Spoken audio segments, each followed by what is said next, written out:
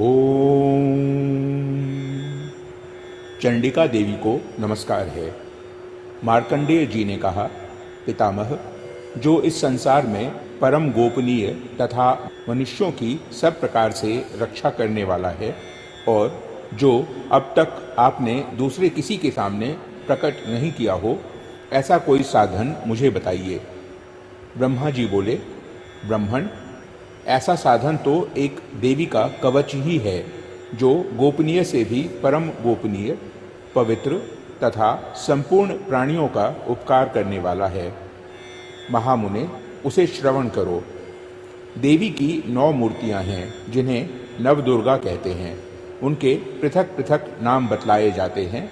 प्रथम नाम शैलपुत्री है, दूसरी मूर्ति का नाम ब्रह्मचारिणी है, तीसरा स्वरूप चंद्रघंटा के नाम से प्रसिद्ध है, चौथी मूर्ति को कुष्मांडा कहते हैं, पांचवी दुर्गा का नाम स्कंद माता है, देवी के छठे रूप को कात्यायनी कहते हैं, सातवां कालरात्रि और आठवां स्वरूप महागौरी के नाम से प्रसिद्ध है, नवी दुर्गा का नाम सिद्धिदात्री है। ये सब नाम सर्वज्ञ महात्मा वेद भगवान के द्वारा ही प्रतिपादित हुए हैं। जो मनुष्य अग्नि में जल रहा हो, रणभूमि में शत्रुओं से घिर गया हो, विषम संकट में फंस गया हो तथा इस प्रकार भय से आतुर होकर जो भगवती दुर्गा की शरण में प्राप्त हुए हों, उनका कभी कोई अमंगल नहीं होता। युद्ध के समय संकट में पड़ने पर उनके ऊपर कोई विपत्ति नहीं दिखाई देती। उन्हें शोक, दुख और भय की प्राप्ति नहीं होती। जिन्होंने भक्ति पूर्वक देवी का स्मरण किया है, उनका निश्चय ही अभ्युदय होता है। देवेश्वरी, जो तुम्हारा चिंतन करते हैं, उनकी तुम निस्संदेह रक्षा करती हो।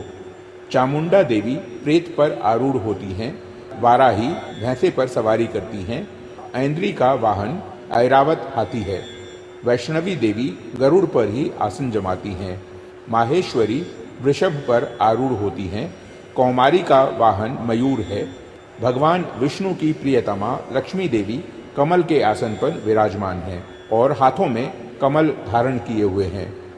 वृषभ पर आरूढ़ ईश्वरी देवी ने श्वेत रूप धारण कर रखा है। ब्राह्मी देवी हंस पर बैठी हुई हैं और सब प्रकार के आभूषणों से विभूषित हैं। इस प्रकार ये सभी माताएं सब प्रकार की योग शक्तियों से संपन्न हैं। इनके सिवा और भी बहुत सी देवियां हैं, जो अनेक प्रकार के आभूषणों की शोभा से युक्त तथा नाना प्रकार के रत्नों से सुशोभित हैं। ये संपूर्ण देवियां क्रोध में भरी हुई हैं और भक्तों की रक्षा के लिए रथ पर बैठी दिखाई देती हैं। ये शंख, चक्र, गदा, शक्ति, हल और मूसल, खेटक और तोमर, परशु तथा पाश, कुंत और त्रिशूल एवं उत्तम शार्भ, धनुष आदि अस्त्र शस्त्र अपने हाथों में धारण करती हैं। दैत्यों के शरीर का नाश करना, भक्तों को अभय दान देना और देवताओं का कल्याण करना, यही उनके शस्त्र धारण का उद्देश्य है। कवच आरंभ करने के पहले इस प्रकार प्रार्थना करनी चाहिए। महान रौद्र रूप, अत्यंत घोर पराक्रम, महान बल और महान उत्साह वाली देवी, तुम महान भय का नाश करने वाली हो। तुम्हें नमस्कार है। तुम्हारी ओर देखना भी कठिन है। शत्रुओं का भय बढ़ाने वाली जगदम्बिके, मेरी रक्षा करो। पूर्व दिशा में ऐन्द्री यानी इंद्र शक्ति मेरी रक्षा करें। अग्निकोण में अग्नि शक्ति, दक्षिण दिशा में वाराही तथा नैऋत्य कोण में खड्गधारिणी मेरी रक्षा करें। पश्चिम दिशा में वारुणी और वायव्य कोण में मृग पर सवारी करने वाली देवी मेरी रक्षा करें।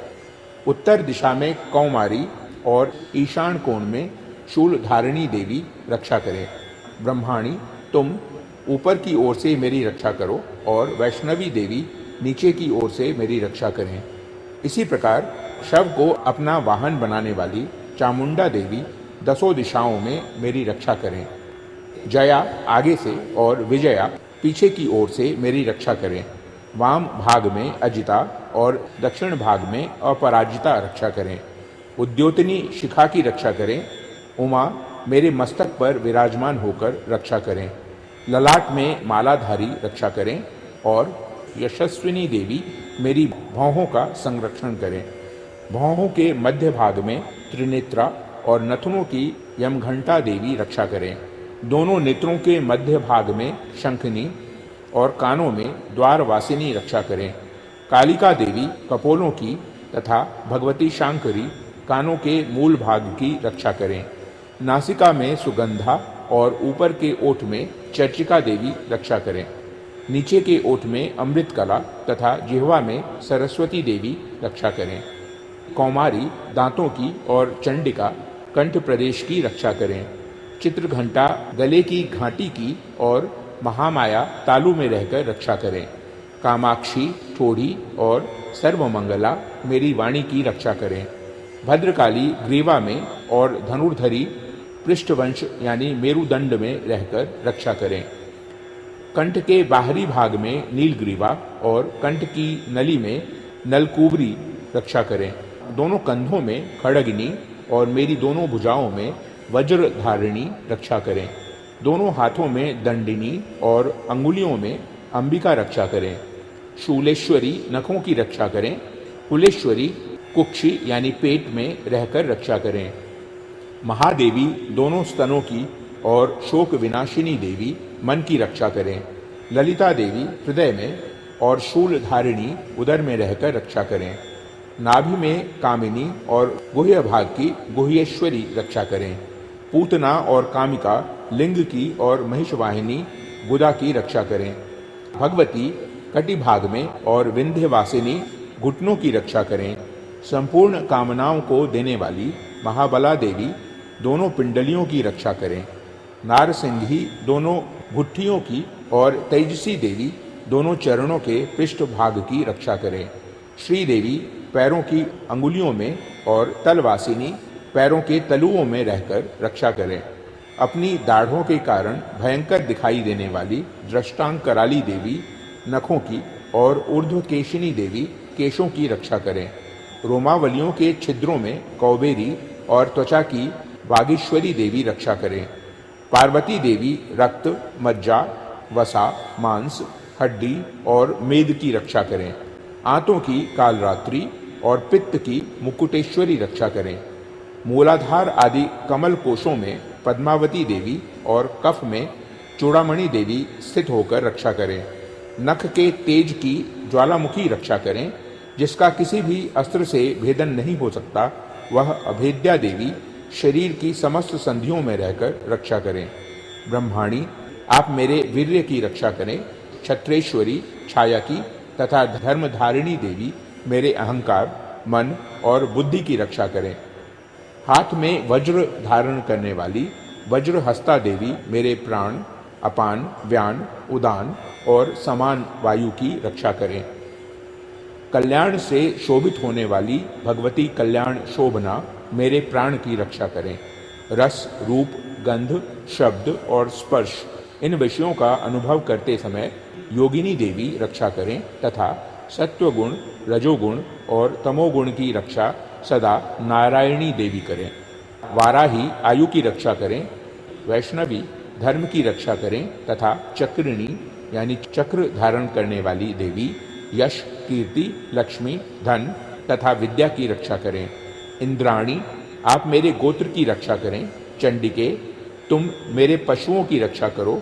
महालक्ष्मी पुत्रों की रक्षा करें और भैरवी पत्नी की रक्षा करें। मेरे पथ की सुपथा तथा मार्ग की क्षेमकरी रक्षा करें। राजा के दरबार में महालक्ष्मी रक्षा करें तथा सब ओर से व्याप्त रहने वाली विजया देवी संपूर्ण भयों से मेरी रक्षा करें।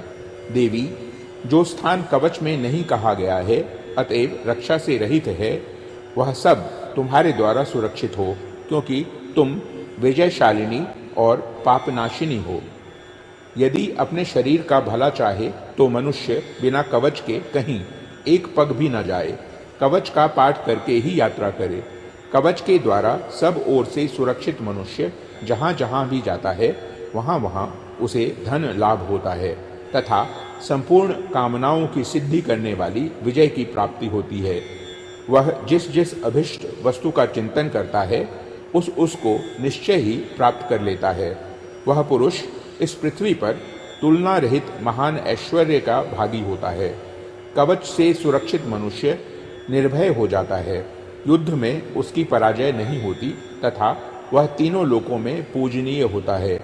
देवी का यह कवच देवताओं के लिए भी दुर्लभ है।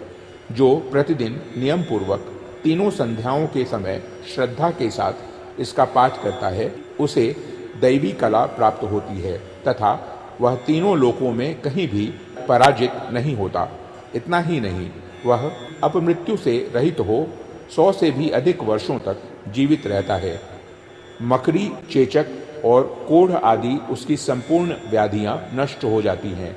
कनेर, भांग, अफीम, धतूरे आदि का स्थावर विष, सांप और बिच्छू आदि के काटने से चढ़ा हुआ जंगम विष तथा अहिफेन और तेल के संयोग आदि से बनने वाला कृत्रिम विष, ये सभी प्रकार के विष दूर हो जाते हैं, उनका कोई असर नहीं होता।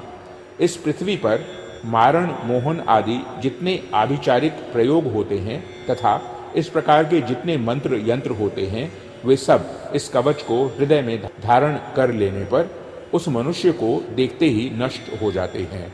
ये ही नहीं, पृथ्वी पर विचरने वाले ग्राम देवता, आकाशचारी देव विशेष, जल के संबंध में प्रकट होने वाले गण, उपदेश मात्र से सिद्ध होने वाले निम्न कोटि के देवता, अपने जन्म के साथ प्रकट होने वाले देवता, कुल देवता, माला यानी कंठमाला आदि, डाकिनी, शाकिनी, अंतरिक्ष में विचरने वाली अत्यंत बलवती भयानक डाकिनियाँ, ग्रह, भूत, पिशाच, यक्ष, गंधर्व, राक्षस, ब्रह्म राक्षस, बेताल, कुष्मांड और भैरव आदि अनिष्टकारक देवता भी हृदय में कवच धारण किए रहने पर उस मनुष्य को देखते ही भाग जाते हैं।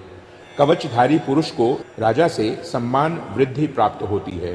यह कवच मनुष्य के तेज की वृद्धि करने वाला और उत्तम है। कवच का पाठ करने वाला पुरुष अपनी कीर्ति से विभूषित भूतल पर अपने सुयश के साथ साथ वृद्धि को प्राप्त होता है। जो पहले कवच का पाठ करके उसके बाद सप्तशती चंडी का पाठ करता है, उसकी जब तक वन, पर्वत और काननों सहित यह पृथ्वी टिकी रहती है, तब तक यहाँ पुत्र, पौत्र आदि संतान परंपरा बनी रहती है। फिर देह का अंत होने पर वह पुरुष भगवती महामाया के प्रसाद से उस नित्य परम पद को प्राप्त होता है, जो देवताओं के लिए भी दुर्लभ है। वह सुंदर दिव्य रूप धारण करता और कल्याणमय शिव के साथ आनंद का भागी होता है। ओम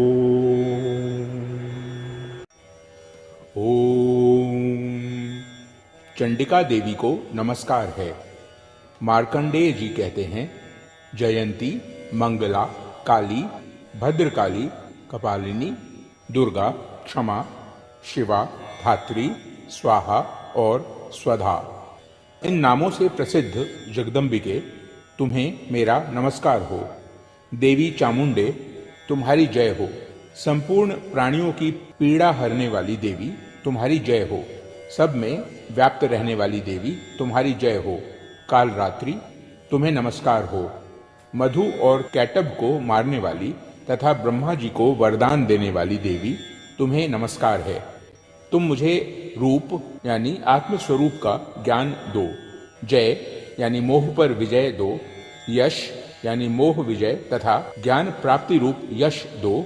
और काम, क्रोध आदि शत्रुओं का नाश करो। महिषासुर का नाश करने वाली तथा भक्तों को सुख देने वाली देवी, तुम्हें नमस्कार है। तुम रूप दो, जय दो, यश दो और काम, क्रोध आदि शत्रुओं का नाश करो। रक्त बीज का वध और चंड मुंड का विनाश करने वाली देवी, तुम रूप दो, जय दो, यश दो और काम, क्रोध आदि शत्रुओं का नाश करो। शुंभ और निशुंभ तथा धूम्र लोचन का मर्दन करने वाली देवी, तुम रूप दो, जय दो, यश दो, काम, क्रोध आदि शत्रुओं का नाश करो। सबके द्वारा वंदित युगल चरणों वाली तथा संपूर्ण सौभाग्य प्रदान करने वाली देवी, तुम रूप दो, जय दो, यश दो और काम, क्रोध आदि शत्रुओं का नाश करो। देवी, तुम्हारे रूप और चरित्र अचिंत्य हैं। तुम समस्त शत्रुओं का नाश करने वाली हो। रूप दो, जय दो, यश दो और काम क्रोध आदि शत्रुओं का नाश करो। पापों को दूर करने वाली चंडिके, जो भक्तिपूर्वक तुम्हारे चरणों में सर्वदा मस्तक झुकाते हैं, उन्हें रूप दो, जय दो, यश दो और उनके काम क्रोध आदि शत्रुओं का नाश करो। रोगों का नाश करने वाली चंडिके, जो भक्तिपूर्वक तुम्हारी स्तुति करते हैं, उन्हें रूप दो, जय दो, यश दो और उनके काम क्रोध आदि शत्रुओं का नाश करो। चंडिके, इस संसार में जो भक्तिपूर्वक तुम्हारी पूजा करते हैं, उन्हें रूप दो, जय दो, यश दो और उनके काम क्रोध आदि शत्रुओं का नाश करो। मुझे सौभाग्य और आरोग्य दो, परम सुख दो, रूप दो, जय दो, यश दो और मेरे काम क्रोध आदि शत्रुओं का नाश करो। जो मुझसे द्वेष रखते हों, उनका नाश और मेरे बल बुद्धि की वृद्धि करो। रूप दो, जय दो, यश दो और मेरे काम क्रोध आदि शत्रुओं का नाश करो। देवी, मेरा कल्याण करो, मुझे उत्तम संपत्ति प्रदान करो। रूप दो, जय दो, यश दो और काम क्रोध आदि शत्रुओं का नाश करो। अंबिके, देवता और असुर दोनों ही अपने माथे के मुकुट की मणियों को तुम्हारे चरणों में घिसते रहते हैं। तुम रूप दो, जय दो, यश दो और काम क्रोध आदि शत्रुओं का नाश करो। तुम अपने भक्त जन को विद्वान, यशस्वी तथा लक्ष्मीवान बनाओ तथा रूप दो, जय दो, यश दो और उसके काम क्रोध आदि शत्रुओं का नाश करो।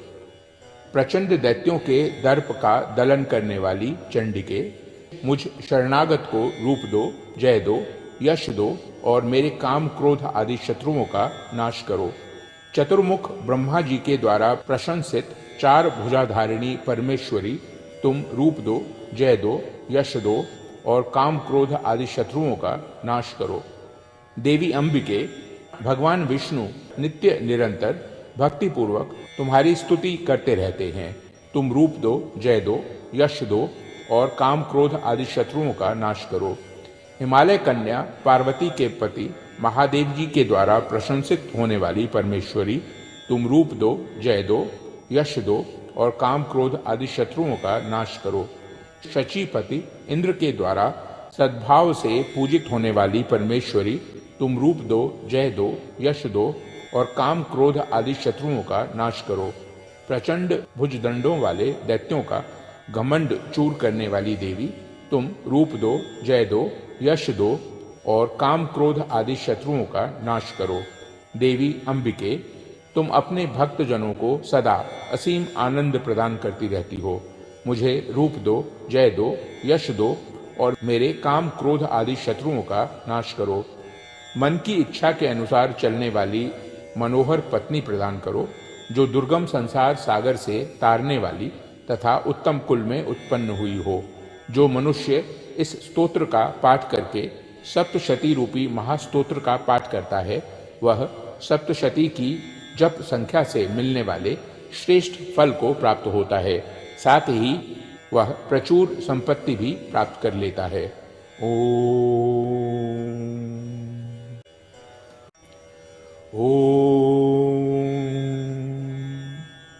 चंडिका देवी को नमस्कार है। मार्कंडेय जी कहते हैं, विशुद्ध ज्ञान ही जिनका शरीर है, तीनों वेद ही जिनके तीन दिव्य नेत्र हैं, जो कल्याण प्राप्ति के हेतु हैं तथा अपने मस्तक पर अर्धचंद्र का मुकुट धारण करते हैं, उन भगवान शिव को नमस्कार है। मंत्रों का जो अभिकीलक है, अर्थात मंत्रों की सिद्धि में विघ्न उपस्थित करने वाले शाप रूपी कीलक का जो निवारण करने वाला है, उस सप्तशती स्तोत्र को संपूर्ण रूप से जानना चाहिए और जानकर उसकी उपासना करनी चाहिए। यद्यपि सप्तशती के अतिरिक्त अन्य मंत्रों के जप में भी जो निरंतर लगा रहता है, वह भी कल्याण का भागी होता है।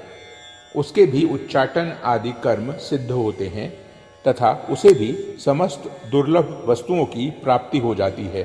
तथापि जो अन्य मंत्रों का जप न करके केवल इस सप्तशती नामक स्तोत्र से ही देवी की स्तुति करते हैं, उन्हें स्तुति मात्र से ही सच्चिदानंद स्वरूपिणी देवी सिद्ध हो जाती है। उन्हें अपने कार्य की सिद्धि के लिए मंत्र, औषधि तथा अन्य किसी साधन के उपयोग की आवश्यकता नहीं रहती। बिना जप के ही उनके उच्चाटन आदि समस्त आभिचारिक कर्म सिद्ध हो जाते हैं। इतना ही नहीं, उनकी संपूर्ण अभिष्ट वस्तुएं भी सिद्ध होती हैं। लोगों के मन में यह शंका थी कि जब केवल सप्तशती की उपासना से अथवा सप्तशती को छोड़कर अन्य मंत्रों की उपासना से भी समान रूप से सब कार्य सिद्ध होते हैं, तब इनमें श्रेष्ठ कौन सा साधन है। लोगों की इस शंका को सामने रखकर भगवान शंकर ने अपने पास आए हुए जिज्ञासुओं को समझाया कि यह सप्तशती नामक संपूर्ण स्तोत्र ही सर्वश्रेष्ठ एवं कल्याणमय है। तदनंतर भगवती चंडिका के सप्तशती नामक स्तोत्र को महादेव जी ने गुप्त कर दिया। सप्तशती के पाठ से जो पुण्य प्राप्त होता है उसकी कभी समाप्ति नहीं होती, किंतु अन्य मंत्रों के जपजन्य पुण्य की समाप्ति हो जाती है। अतः भगवान शिव ने अन्य मंत्रों की अपेक्षा जो सप्तशती की ही श्रेष्ठता का निर्णय किया, उसे यथार्थ ही जानना चाहिए। अन्य मंत्रों का जप करने वाला पुरुष भी यदि सप्तशती के स्तोत्र और जप का अनुष्ठान कर ले तो वह भी पूर्ण रूप से ही कल्याण का भागी होता है। इसमें तनिक भी संदेह नहीं है। जो साधक कृष्ण पक्ष की चतुर्दशी अथवा अष्टमी को एकाग्र चित्त होकर भगवती की सेवा में अपना सर्वस्व समर्पित कर देता है और फिर उसे प्रसाद रूप में ग्रहण करता है, उसी पर भगवती प्रसन्न होती हैं, अन्यथा उनकी प्रसन्नता नहीं प्राप्त होती। इस प्रकार सिद्धि के प्रतिबंधक रूप कील के द्वारा महादेव जी ने इस स्तोत्र को कीलित कर रखा है। जो पूर्वोक्त रीति से निष्कीलन करके इस सप्तशती स्तोत्र का प्रतिदिन स्पष्ट उच्चारण पूर्वक पाठ करता है, वह मनुष्य सिद्ध हो जाता है।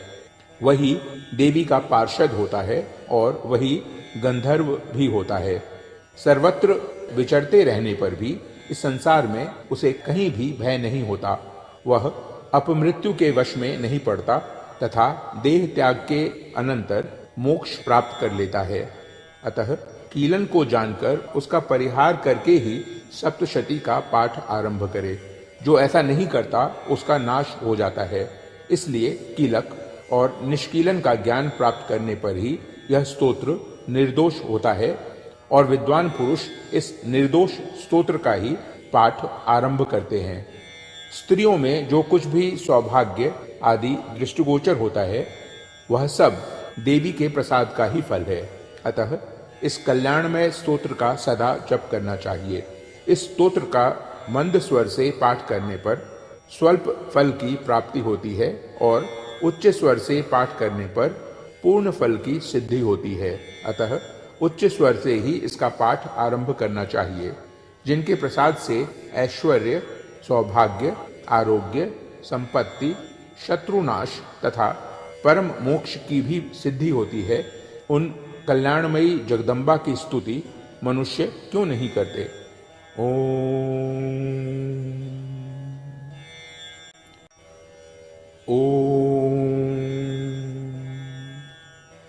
प्रथम चरित्र के ब्रह्मा ऋषि महाकाली देवता गायत्री छंद, नंदा शक्ति, रक्तदंतिका बीज, अग्नि तत्व और ऋग्वेद स्वरूप हैं। श्री महाकाली देवता की प्रसन्नता के लिए प्रथम चरित्र के जप में विनियोग किया जाता है।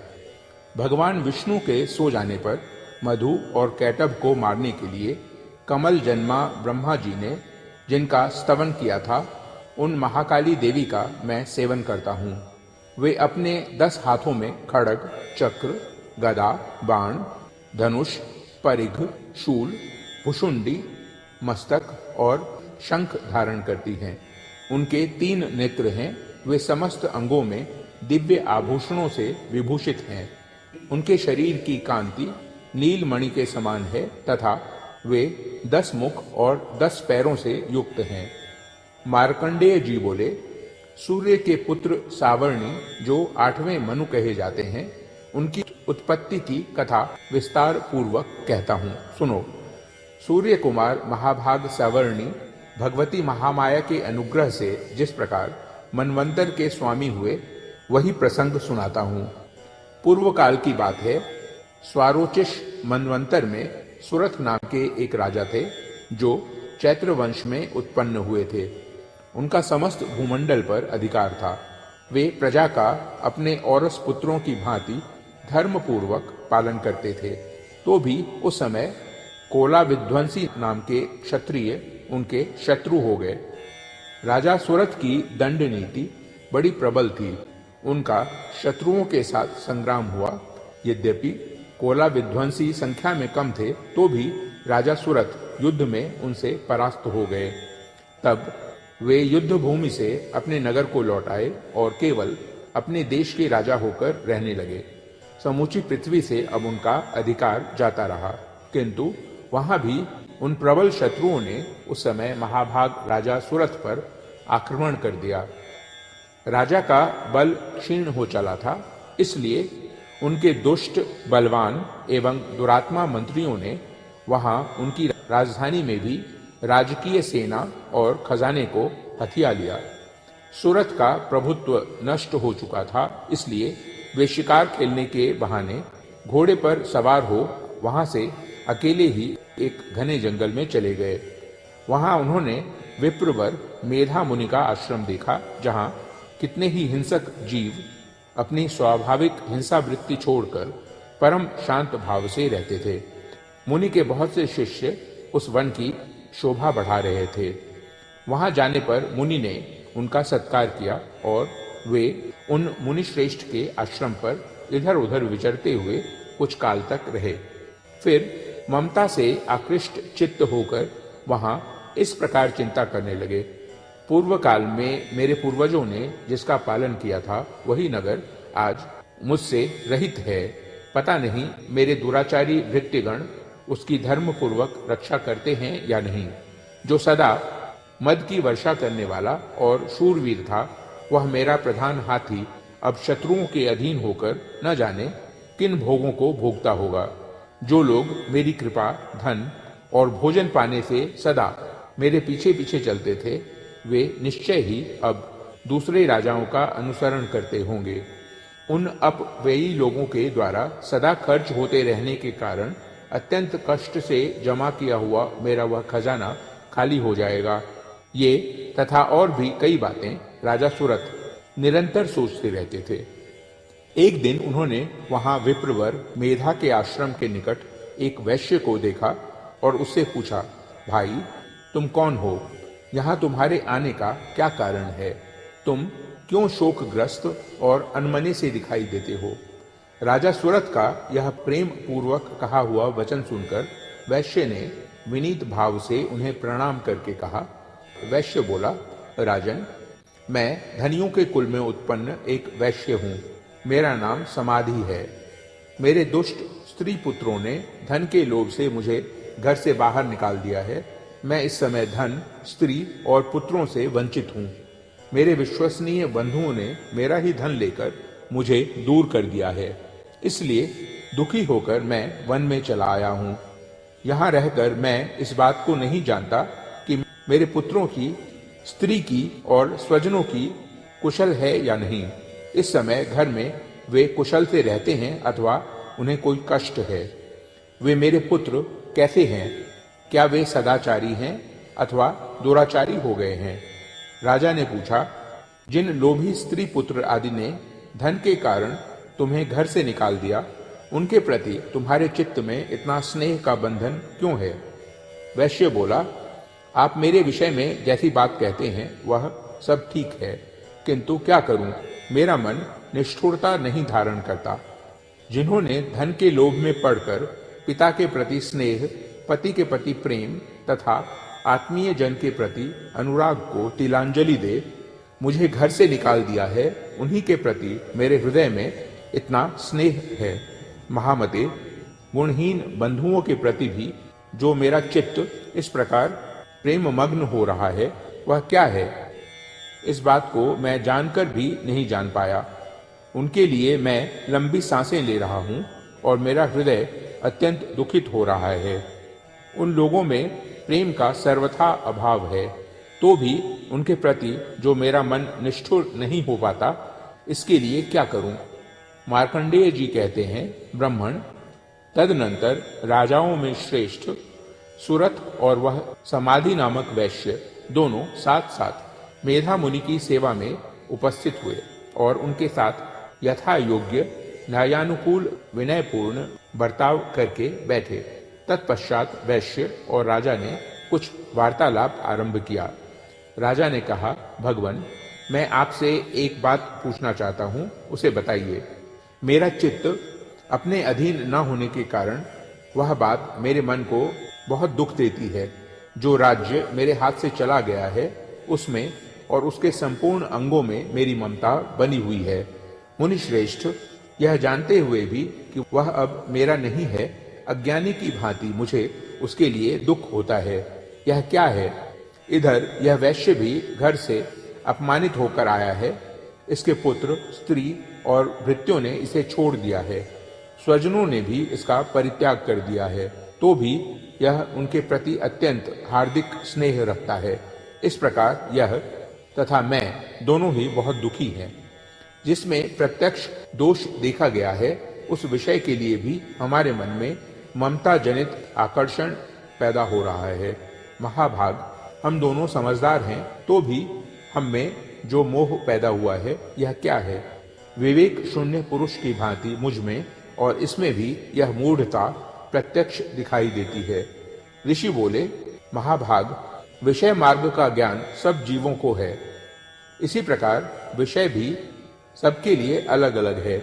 कुछ प्राणी दिन में नहीं देखते और दूसरे रात में ही नहीं देखते, तथा कुछ जीव ऐसे हैं जो दिन और रात्रि में बराबर ही देखते हैं। यह ठीक है कि मनुष्य समझदार होते हैं, किंतु केवल वे ही ऐसा नहीं होते।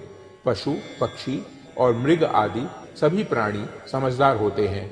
मनुष्यों की समझ भी वैसी ही होती है जैसी उन मृग और पक्षियों की होती है, तथा जैसी मनुष्यों की होती है वैसी ही उन मृग पक्षी आदि की होती है। यह तथा अन्य बातें भी प्रायः दोनों में समान ही हैं।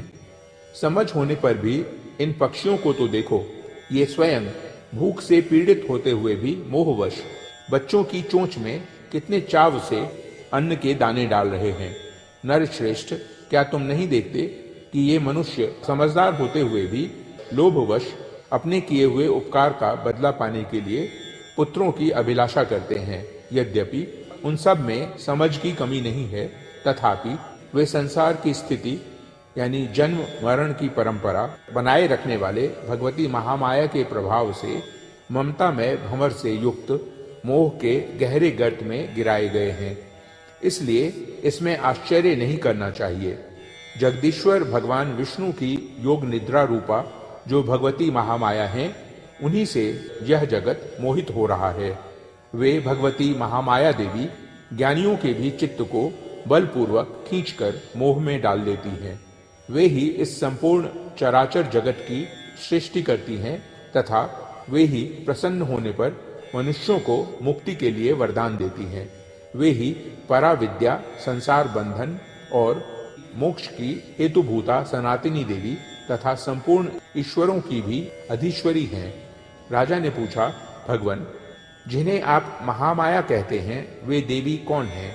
ब्राह्मण, उनका आविर्भाव कैसे हुआ तथा उनके चरित्र कौन कौन हैं? ब्रह्मवेत्ताओं में श्रेष्ठ महर्षि उन देवी का जैसा प्रभाव हो, जैसा स्वरूप हो और जिस प्रकार प्रादुर्भाव हुआ हो, वह सब मैं आपके मुख से सुनना चाहता हूँ। ऋषि बोले, राजन, वास्तव में तो वे देवी नित्य स्वरूपा ही हैं। संपूर्ण जगत उन्हीं का रूप है तथा उन्होंने समस्त विश्व को व्याप्त कर रखा है, तथापि उनका प्राकट्य अनेक प्रकार से होता है। वह मुझसे सुनो। यद्यपि वे नित्य और अजन्मा हैं, तथापि जब देवताओं का कार्य सिद्ध करने के लिए प्रकट होती हैं, उस समय लोक में उत्पन्न हुई कहलाती हैं। कल्प के अंत में जब संपूर्ण जगत एकार्णव में निमग्न हो रहा था और सबके प्रभु भगवान विष्णु शेषनाग की शैया बिछाकर योग निद्रा का आश्रय ले सो रहे थे, उस समय उनके कानों के मैल से दो भयंकर असुर उत्पन्न हुए, जो मधु और कैटब के नाम से विख्यात थे। वे दोनों ब्रह्मा जी का वध करने को तैयार हो गए। भगवान विष्णु के नाभि कमल में विराजमान प्रजापति ब्रह्मा जी ने जब उन दोनों भयानक असुरों को अपने पास आया और भगवान को सोया हुआ देखा, तब एकाग्र चित्त होकर उन्होंने भगवान विष्णु को जगाने के लिए उनके नेत्रों में निवास करने वाली योग निद्रा का स्तवन आरंभ किया, जो इस विश्व की अधीश्वरी, जगत को धारण करने वाली, संसार का पालन और संहार करने वाली तथा तेजः स्वरूप भगवान विष्णु की अनुपम शक्ति हैं। उन्हीं भगवती निद्रा देवी की भगवान ब्रह्मा स्तुति करने लगे। ब्रह्मा जी ने कहा, देवी, तुम ही स्वाहा, तुम ही स्वधा और तुम ही वषटकार हो। स्वर भी तुम्हारे ही स्वरूप हैं। तुम ही जीवनदायिनी सुधा हो। नित्य अक्षर प्रणव में अकार, उकार, मकार इन तीनों मात्राओं के रूप में तुम ही स्थित हो तथा इन तीनों मात्राओं के अतिरिक्त जो बिंदु रूपा नित्य अर्धमात्रा है, जिसका विशेष रूप से उच्चारण नहीं किया जा सकता, वह भी तुम ही हो। देवी, तुम ही संध्या, सावित्री तथा परम जननी हो। देवी, तुम ही इस विश्व ब्रह्मांड को धारण करती हो। तुमसे ही इस जगत की सृष्टि होती है, तुम ही से इसका पालन होता है और सदा तुम ही कल्प के अंत में सबको अपना ग्रास बना लेती हो। जगन्मयी देवी, इस जगत की उत्पत्ति के समय तुम सृष्टि रूपा हो, पालन काल में स्थिति रूपा हो तथा कल्पांत के समय संहार रूप धारण करने वाली हो। तुम ही महाविद्या, महामाया, महामेधा, महास्मृति, महामोह रूपा, महादेवी और महासुरी हो। तुम ही तीनों गुणों को उत्पन्न करने वाली सबकी प्रकृति हो। भयंकर काल रात्रि, महारात्रि और मोहरात्रि भी तुम ही हो। तुम ही श्री, तुम ही ईश्वरी, तुम ही ह्री और तुम ही बोध स्वरूपा बुद्धि हो। लज्जा, पुष्टि, तुष्टि, शांति और क्षमा भी तुम ही हो। तुम खड्ग धारिणी, शूल धारिणी, घोर रूपा तथा गदा, चक्र, शंख और धनुष धारण करने वाली हो। बाण, भुषुंडी और परिघ ये भी तुम्हारे अस्त्र हैं। तुम सौम्य और सौम्यतर हो। इतना ही नहीं, जितने भी सौम्य एवं सुंदर पदार्थ हैं, उन सब की अपेक्षा तुम अत्यधिक सुंदरी हो। पर और अपर सबसे परे रहने वाली परमेश्वरी तुम ही हो। सर्वस्वरूपे देवी, कहीं भी सत असत रूप जो कुछ वस्तुएं हैं, उन सब की जो शक्ति है वह तुम ही हो। ऐसी अवस्था में तुम्हारी स्तुति क्या हो सकती है? जो इस जगत की सृष्टि, पालन और संहार करते हैं, उन भगवान को भी जब तुमने निद्रा के अधीन कर दिया है, तब तुम्हारी स्तुति करने में यहाँ कौन समर्थ हो सकता है? मुझको, भगवान शंकर को तथा भगवान विष्णु को भी तुमने ही शरीर धारण कराया है, अतः तुम्हारी स्तुति करने की शक्ति किसमें है? देवी, तुम तो अपने ही इन उदार प्रभावों से ही प्रशंसित हो। ये जो दोनों दुर्धर्ष असुर मधु और कैटब हैं, इनको मोह में डाल दो और जगदीश्वर भगवान विष्णु को शीघ्र ही जगा दो। साथ ही इनके भीतर इन दोनों महान असुरों को मार डालने की बुद्धि उत्पन्न कर दो। ऋषि कहते हैं, राजन, जब ब्रह्मा जी ने वहां मधु और कैटब को मारने के उद्देश्य से भगवान विष्णु को जगाने के लिए तमोगुण की अधिष्ठात्री देवी योग निद्रा की इस प्रकार स्तुति की, तब वे भगवान के नेत्र, मुख, नासिका, बाहु, हृदय और वक्षस्थल से निकलकर अव्यक्त जन्मा ब्रह्मा जी की दृष्टि के समक्ष खड़ी हो गईं। योग निद्रा से मुक्त होने पर जगत के स्वामी भगवान जनार्दन उस एकार्णव के जल में शेषनाग की शैया से जाग उठे। फिर उन्होंने उन दोनों असुरों को देखा। वे दुरात्मा मधु और कैटब अत्यंत बलवान तथा पराक्रमी थे और क्रोध से लाल आंखें किए ब्रह्मा जी को खा जाने के लिए उद्योग कर रहे थे। तब भगवान श्री हरि ने उठकर उन दोनों के साथ 5000 वर्षों तक केवल बाहु युद्ध किया। वे दोनों भी अत्यंत बल के कारण उन्मत्त हो रहे थे। इधर महामाया ने भी उन्हें मोह में डाल रखा था, इसलिए वे भगवान विष्णु से कहने लगे, हम तुम्हारी वीरता से संतुष्ट हैं, तुम हम लोगों से कोई वर मांगो। श्री भगवान बोले, यदि तुम मुझ पर प्रसन्न हो तो अब मेरे हाथ से मारे जाओ। बस इतना सा ही मैंने वर मांगा है, यहाँ दूसरे किसी वर से क्या लेना है। ऋषि कहते हैं, इस प्रकार धोखे में आ जाने पर जब उन्होंने संपूर्ण जगत में जल ही जल देखा, तब कमल नयन भगवान से कहा, जहाँ पृथ्वी जल में डूबी हुई ना हो, जहाँ सूखा स्थान हो, वहीं हमारा वध करो। ऋषि कहते हैं, तब तथास्तु कहकर शंख, चक्र और गदा धारण करने वाले भगवान ने उन दोनों के मस्तक अपने जांघ पर रखकर चक्र से काट डाले। इस प्रकार ये देवी महामाया ब्रह्मा जी की स्तुति करने पर स्वयं प्रकट हुई थी। अब पुनः तुमसे उनके प्रभाव का वर्णन करता हूँ, सुनो।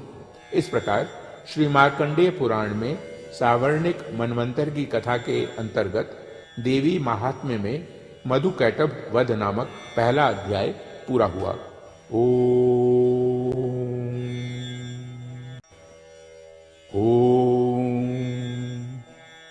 मध्यम चरित्र के विष्णु ऋषि, महालक्ष्मी देवता, उष्णीक छंद, शाकंभरी शक्ति, दुर्गा बीज, वायु तत्व और यजुर्वेद स्वरूप है। श्री महालक्ष्मी की प्रसन्नता के लिए मध्यम चरित्र के पाठ में इसका विनियोग है।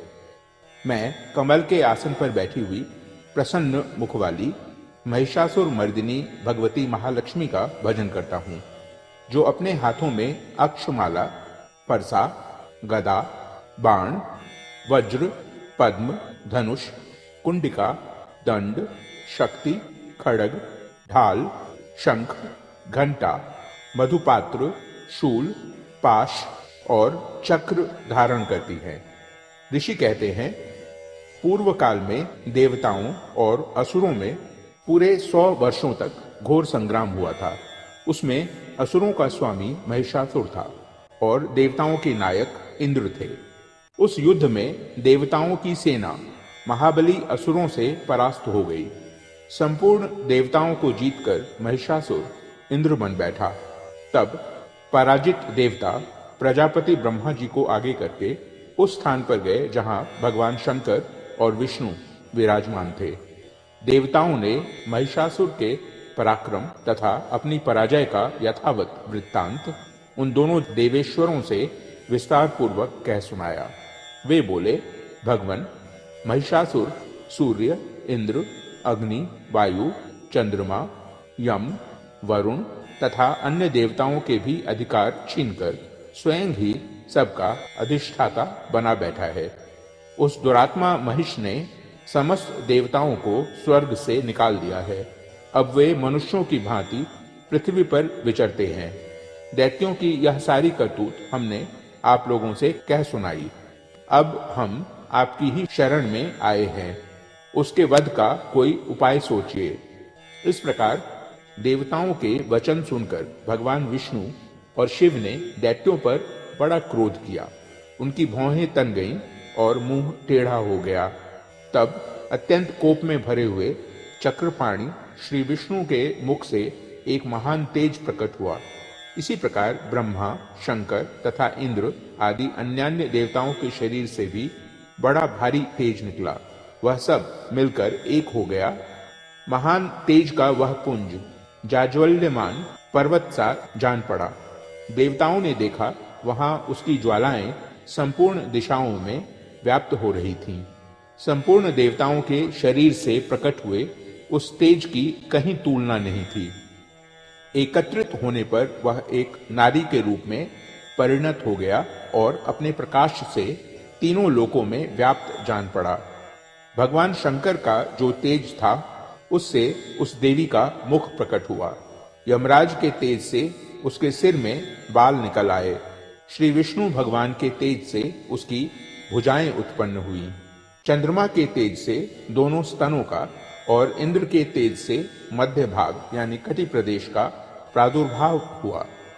वरुण के तेज से जंघा और पिंडली तथा पृथ्वी के तेज से नितंब भाग प्रकट हुआ। ब्रह्मा के तेज से दोनों चरण और सूर्य के तेज से उसकी अंगुलियां हुई। वसुओं के तेज से हाथों की अंगुलियां और कुबेर के तेज से नासिका प्रकट हुई। उस देवी के दांत प्रजापति के तेज से और तीनों नेत्र अग्नि के तेज से प्रकट हुए थे। उसकी भौहें संध्या के और कान वायु के तेज से उत्पन्न हुए थे। इसी प्रकार अन्यान्य देवताओं के तेज से भी उस कल्याणमयी देवी का आविर्भाव हुआ। तदनंतर समस्त देवताओं के तेजः पुंज से प्रकट हुई देवी को देखकर महिषासुर के सताए हुए देवता बहुत प्रसन्न हुए। पिनाकधारी भगवान शंकर ने अपने शूल से एक शूल निकालकर उन्हें दिया। फिर भगवान विष्णु ने भी अपने चक्र से चक्र उत्पन्न करके भगवती को अर्पण किया। वरुण ने भी शंख भेंट किया। अग्नि ने उन्हें शक्ति दी और वायु ने धनुष तथा बाण से भरे हुए 2 तरकस प्रदान किए। सहस्त्र नेत्रों वाले देवराज इंद्र ने अपने वज्र से वज्र उत्पन्न करके दिया और ऐरावत हाथी से उतारकर एक घंटा भी प्रदान किया। यमराज ने काल दंड से दंड, वरुण ने पाश, प्रजापति ने स्फटिकाक्ष की माला तथा ब्रह्मा जी ने कमंडलु भेंट किया। सूर्य ने देवी के समस्त रोमकूपों में अपनी किरणों का तेज भर दिया। काल ने उन्हें चमकती हुई ढाल और तलवार दी। क्षीर समुद्र ने उज्जवल हार तथा कभी जीर्ण न होने वाले 2 दिव्य वस्त्र भेंट किए। साथ ही उन्होंने दिव्य चूड़ामणि, 2 कुंडल, कड़े, उज्जवल अर्धचंद्र, सब बाहुओं के लिए केयूर, दोनों चरणों के लिए निर्मल नूपुर, गले की सुंदर हंसली और सब अंगुलियों में पहनने के लिए रत्नों की बनी अंगूठियां भी दी। विश्वकर्मा ने उन्हें अत्यंत निर्मल फरसा भेंट किया। साथ ही अनेक प्रकार के अस्त्र और अभेद्य कवच दिए। इनके सिवा मस्तक और वक्षस्थल पर धारण करने के लिए कभी ना कुम्हलाने वाले कमलों की मालाएं दी। जलधि ने उन्हें सुंदर कमल का फूल भेंट किया। हिमालय ने सवारी के लिए सिंह तथा भांति भांति के रत्न समर्पित किए। धनाध्यक्ष कुबेर ने मधु से भरा पान पात्र दिया तथा संपूर्ण नागों के राजा शेष ने, जो इस पृथ्वी को धारण करते हैं, उन्हें बहुमूल्य मणियों से विभूषित नागहार भेंट किया। इसी प्रकार अन्य देवताओं ने भी आभूषण और अस्त्र शस्त्र देकर देवी का सम्मान किया। तत्पश्चात उन्होंने बारंबार अट्टहास पूर्वक उच्च स्वर से गर्जना की। उनके भयंकर नाद से संपूर्ण आकाश गूंज उठा। देवी का वह अत्यंत उच्च स्वर से किया हुआ सिंहनाद कहीं समा ना सका। आकाश उसके सामने लघु प्रतीत होने लगा। उससे बड़े जोर की प्रतिध्वनि हुई, जिससे संपूर्ण विश्व में हलचल मच गई और समुद्र कांप उठे। पृथ्वी डोलने लगी और समस्त पर्वत हिलने लगे। उस समय देवताओं ने अत्यंत प्रसन्नता के साथ सिंह वाहिनी भवानी से कहा, देवी तुम्हारी जय हो। साथ ही महर्षियों ने भक्ति भाव से विनम्र होकर उनका स्तवन किया। संपूर्ण त्रिलोकी को क्षोभग्रस्त देख दैत्यगण अपनी समस्त सेना को कवच आदि से सुसज्जित कर हाथों में हथियार ले सहसा उठकर खड़े हो गए। उस समय महिषासुर ने बड़े क्रोध में आकर कहा, आह, यह क्या हो रहा है। फिर वह संपूर्ण असुरों से घिरकर उस सिंहनाद की ओर लक्ष्य करके दौड़ा और आगे पहुंचकर उसने देवी को देखा, जो अपनी प्रभा से तीनों लोकों को प्रकाशित कर रही थीं। उनके चरणों के भार से पृथ्वी दबी जा रही थी। माथे के मुकुट से आकाश में रेखा सी खिंच रही थी तथा वे अपने धनुष की टंकार से सातों पातालों को क्षुब्ध किए देती थीं। देवी अपनी 1000 भुजाओं से संपूर्ण दिशाओं को आच्छादित करके खड़ी थी। तदनंतर उनके साथ दैत्यों का युद्ध छिड़ गया। नाना प्रकार के अस्त्र शस्त्रों के प्रहार से संपूर्ण दिशाएं उद्भासित होने लगी। चिक्षुर नामक महान असुर महिषासुर का सेना नायक था। वह देवी के साथ युद्ध करने लगा।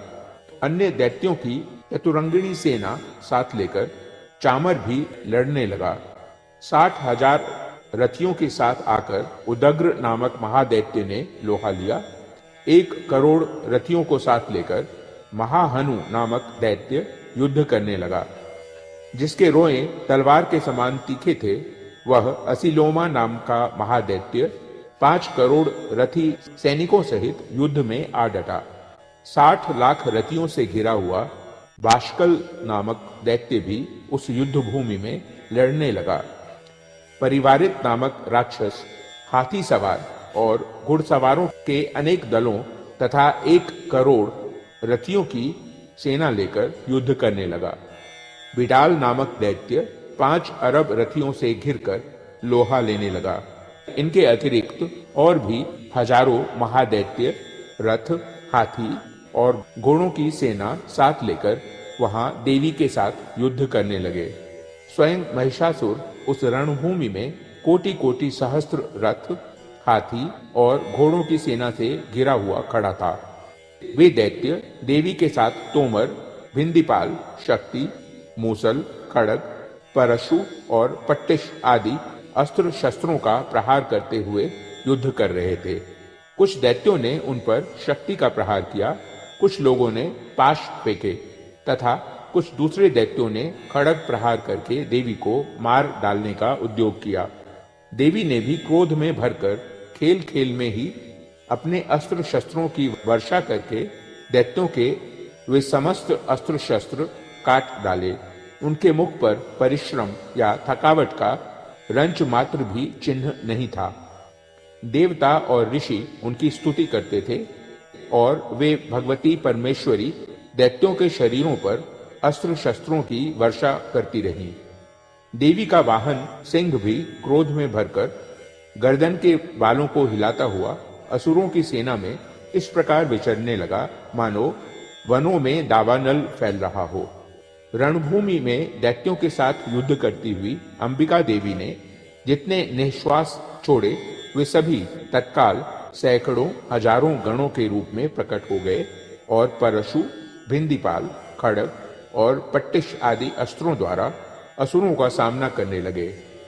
देवी की शक्ति से बढ़े हुए वे गण असुरों का नाश करते हुए नगाड़ा और शंख आदि बाजे बजाने लगे। उस संग्राम महोत्सव में कितने ही गण मृदंग बजा रहे थे। तदनंतर देवी ने त्रिशूल से, गदा से, शक्ति की वर्षा से और खड़ग आदि से सैकड़ों महादैत्यों का संहार कर डाला। कितनों को घंटे के भयंकर नाद से मूर्छित करके मार भगाया। बहुतेरे दैत्यों को पाश से बांधकर धरती पर घसीटा। कितने ही दैत्य उनकी तीखी तलवार की मार से 2-2 टुकड़े हो गए। कितने ही गदा की चोट से घायल हो धरती पर सो गए। कितने ही मूसल की मार से अत्यंत आहत होकर रक्त वमन करने लगे। कुछ दैत्य शूल से छाती फट जाने के कारण पृथ्वी पर ढेर हो गए। उस रणांगण में बाण समूहों की वृष्टि से कितने ही असुरों की कमर टूट गई। बाज की तरह झपटने वाले देव पीड़क दैत्यगण अपने प्राणों से हाथ धोने लगे। किन्हीं की बाहें छिन्न भिन्न हो गईं, कितनों की गर्दनें कट गईं, कितने ही दैत्यों के मस्तक कट कट कर गिरने लगे। कुछ लोगों के शरीर मध्य भाग में ही विदीर्ण हो गए। कितने ही महादैत्य जांघें कट जाने से पृथ्वी पर गिर पड़े। कितनों को ही देवी ने 1 बांह, 1 पैर और 1 नेत्र वाले करके 2 टुकड़ों में चीर डाला। कितने ही दैत्य मस्तक कट जाने पर भी गिरकर फिर उठ जाते और केवल धड़ के ही रूप में अच्छे अच्छे हथियार हाथ में ले देवी के साथ युद्ध करने लगते थे। दूसरे कबंध युद्ध के बाजों की लय पर नाचते थे। कितने ही बिना सिर के धड़, हाथों में खड़ग, शक्ति और रिष्टि लिए दौड़ते थे तथा दूसरे दूसरे महादैत्य ठहरो ठहरो यह कहते हुए देवी को युद्ध के लिए ललकारते थे। जहां वह घोर संग्राम हुआ था, वहां की धरती देवी के गिराए हुए रथ, हाथी, घोड़े और असुरों की लाशों से ऐसे पट गई थी कि वहां चलना फिरना असंभव हो गया था। दैत्यों की सेना में हाथी, घोड़े और असुरों के शरीरों से इतनी अधिक मात्रा में रक्तपात हुआ था कि थोड़ी ही देर में वहां खून की बड़ी बड़ी नदियां बहने लगीं। जगदम्बा ने असुरों की विशाल सेना को क्षण भर में नष्ट कर दिया। ठीक उसी तरह जैसे तृण और काठ के भारी ढेर को आग कुछ ही क्षणों में भस्म कर देती है, और वह सिंह भी गर्दन के बालों को हिला हिलाकर जोर जोर से गर्जना करता हुआ दैत्यों के शरीरों से मानो उनके प्राण चुने लेता था। वहां देवी के गणों ने भी उन महादैत्यों के साथ ऐसा युद्ध किया जिससे आकाश में खड़े हुए देवतागण उन पर बहुत संतुष्ट हुए और फूल बरसाने लगे।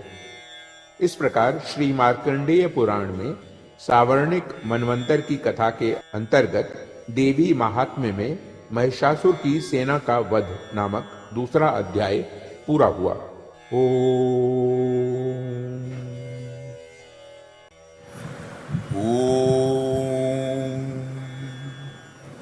जगदम्बा के श्री अंगों की कांति उदय काल के सहस्त्रों सूर्यों के समान है।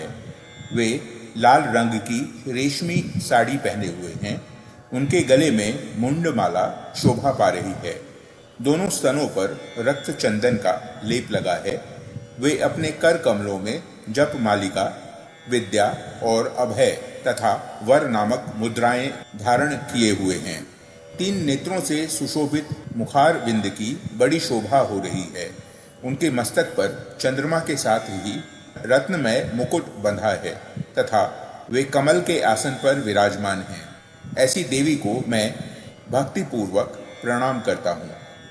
ऋषि कहते हैं, दैत्यों की सेना को इस प्रकार तहस नहस होते देख महादैत्य सेनापति चिक्षुर क्रोध में भरकर अंबिका देवी से युद्ध करने के लिए आगे बढ़ा। वह असुर रणभूमि में देवी के ऊपर इस प्रकार बाणों की वर्षा करने लगा जैसे बादल मेरुगिरी के शिखर पर पानी की धार बरसा रहा हो। तब देवी ने अपने बाणों से उसके बाण समूह को अनायास ही काटकर उसके घोड़ों और सारथी को भी मार डाला। साथ ही उसके धनुष तथा अत्यंत ऊंची ध्वजा को भी तत्काल काट गिराया। धनुष कट जाने पर उसके अंगों को अपने बाणों से बींध डाला। धनुष, रथ, घोड़े और सारथी के नष्ट हो जाने पर वह असुर ढाल और तलवार लेकर देवी की ओर दौड़ा। उसने तीखी धार वाली तलवार से सिंह के मस्तक पर चोट करके देवी की भी बाईं भुजा में बड़े वेग से प्रहार किया। राजन, देवी की बाह पर पहुंचते ही वह तलवार टूट गई। फिर तो क्रोध से लाल आंखें करके उस राक्षस ने शूल हाथ में लिया और उसे उस महादैत्य ने भगवती भद्रकाली के ऊपर चलाया। वह शूल आकाश से गिरते हुए सूर्य मंडल की भांति अपने तेज से प्रज्वलित हो उठा। उस शूल को अपनी ओर आते देख देवी ने भी शूल का प्रहार किया। उससे राक्षस के शूल के सैकड़ों टुकड़े हो गए। साथ ही महादैत्य चिक्षुर की भी धज्जियां उड़ गई। वह प्राणों से हाथ धो बैठा। महिषासुर के सेनापति उस महापराक्रमी चिक्षुर के मारे जाने पर देवताओं को पीड़ा देने वाला चामर हाथी पर चढ़कर आया। उसने भी देवी के ऊपर शक्ति का प्रहार किया, किंतु जगदम्बा ने उसे अपने हुंकार से ही आहत एवं निष्प्रभ करके तत्काल पृथ्वी पर गिरा दिया। शक्ति टूटकर गिरी हुई देख चामर को बड़ा क्रोध हुआ। अब उसने शूल चलाया, किंतु देवी ने उसे भी अपने बाणों द्वारा काट डाला। इतने में ही देवी का सिंह उछलकर हाथी के मस्तक पर चढ़ बैठा और उस दैत्य के साथ खूब जोर लगाकर बाहु युद्ध करने लगा। वे दोनों लड़ते लड़ते हाथी से पृथ्वी पर आ गए और अत्यंत क्रोध में भरकर एक दूसरे पर बड़े भयंकर प्रहार करते हुए लड़ने लगे।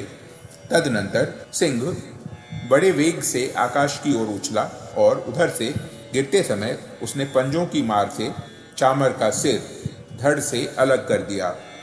इसी प्रकार उदग्र भी शिला और वृक्ष आदि की मार खाकर रणभूमि में देवी के हाथ से मारा गया तथा कराल भी दांतों, मुक्कों और थप्पड़ों की चोट से धराशायी हो गया। क्रोध में भरी हुई देवी ने गदा की चोट से उद्धत का कचूमर निकाल डाला। भिंदीपाल से वाष्कल को तथा बाणों से ताम्र और अंधक को मौत के घाट उतार दिया। 3 नेत्रों वाली परमेश्वरी ने त्रिशूल से उग्रास्य, उग्रवीर्य तथा महाहनु नामक दैत्यों को मार डाला। तलवार की चोट से विडाल के मस्तक को धड़ से काट गिराया।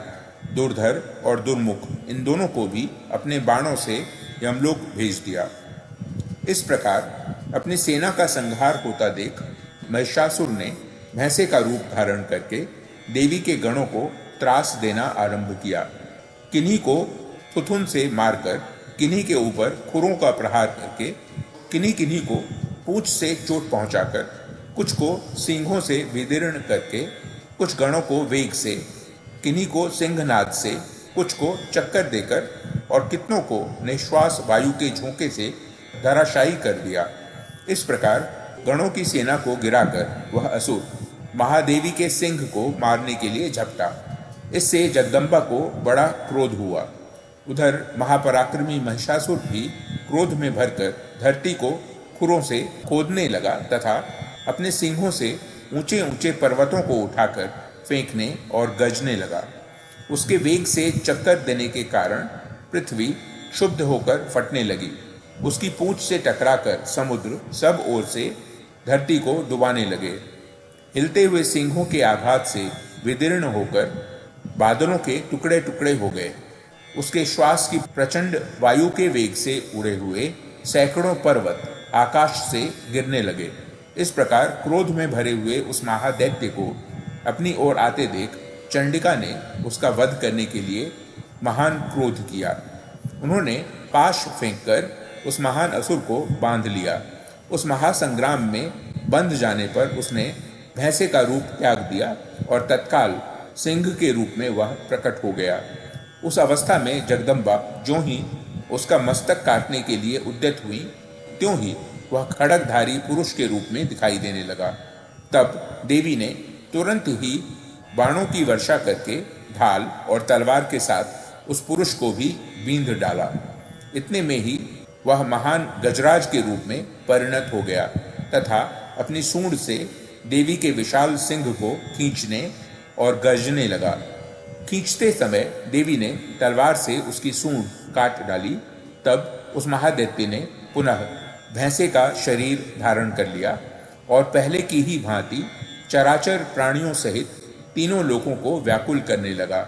तब क्रोध में भरी हुई जगन्माता चंडिका बारंबार उत्तम मधु का पान करने और लाल आंखें करके हंसने लगी।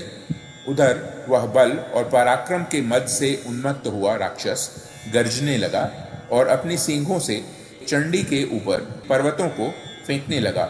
उस समय देवी अपने बाणों के समूहों से उसके फेंके हुए पर्वतों को चूर्ण करती हुई बोली। बोलते समय उनका मुख मधु के मद से लाल हो रहा था और वाणी लड़खड़ा रही थी। देवी ने कहा, ओ मूढ़, मैं जब तक मधु पीती हूँ तब तक तू क्षण भर के लिए खूब गर्ज ले। मेरे हाथ से यही तेरी मृत्यु हो जाने पर अब शीघ्र ही देवता भी गर्जना करेंगे। ऋषि कहते हैं, यूं कहकर देवी उछली और उस महादैत्य के ऊपर चढ़ गई। फिर अपने पैर से उसे दबाकर उन्होंने शूल से उसके कंठ में आघात किया। उनके पैर से दबा होने पर भी महिषासुर अपने मुख से दूसरे रूप में बाहर होने लगा। अभी आधे शरीर से ही वह बाहर निकलने पाया था कि देवी ने अपने प्रभाव से उसे रोक दिया। आधा निकला होने पर भी वह महादैत्य देवी से युद्ध करने लगा। तब देवी ने बहुत बड़ी तलवार से उसका मस्तक काट गिराया। फिर तो हाहाकार करती हुई दैत्यों की सारी सेना भाग गई तथा संपूर्ण देवता अत्यंत प्रसन्न हो गए। देवताओं ने महर्षियों के साथ दुर्गा देवी का स्तवन किया। गंधर्वराज गाने लगे तथा अप्सराएं नृत्य करने लगी। इस प्रकार श्री मार्कंडेय पुराण में सावर्णिक मनवंतर की कथा के अंतर्गत देवी महात्म्य में महिषासुर वध नामक तीसरा अध्याय पूरा हुआ।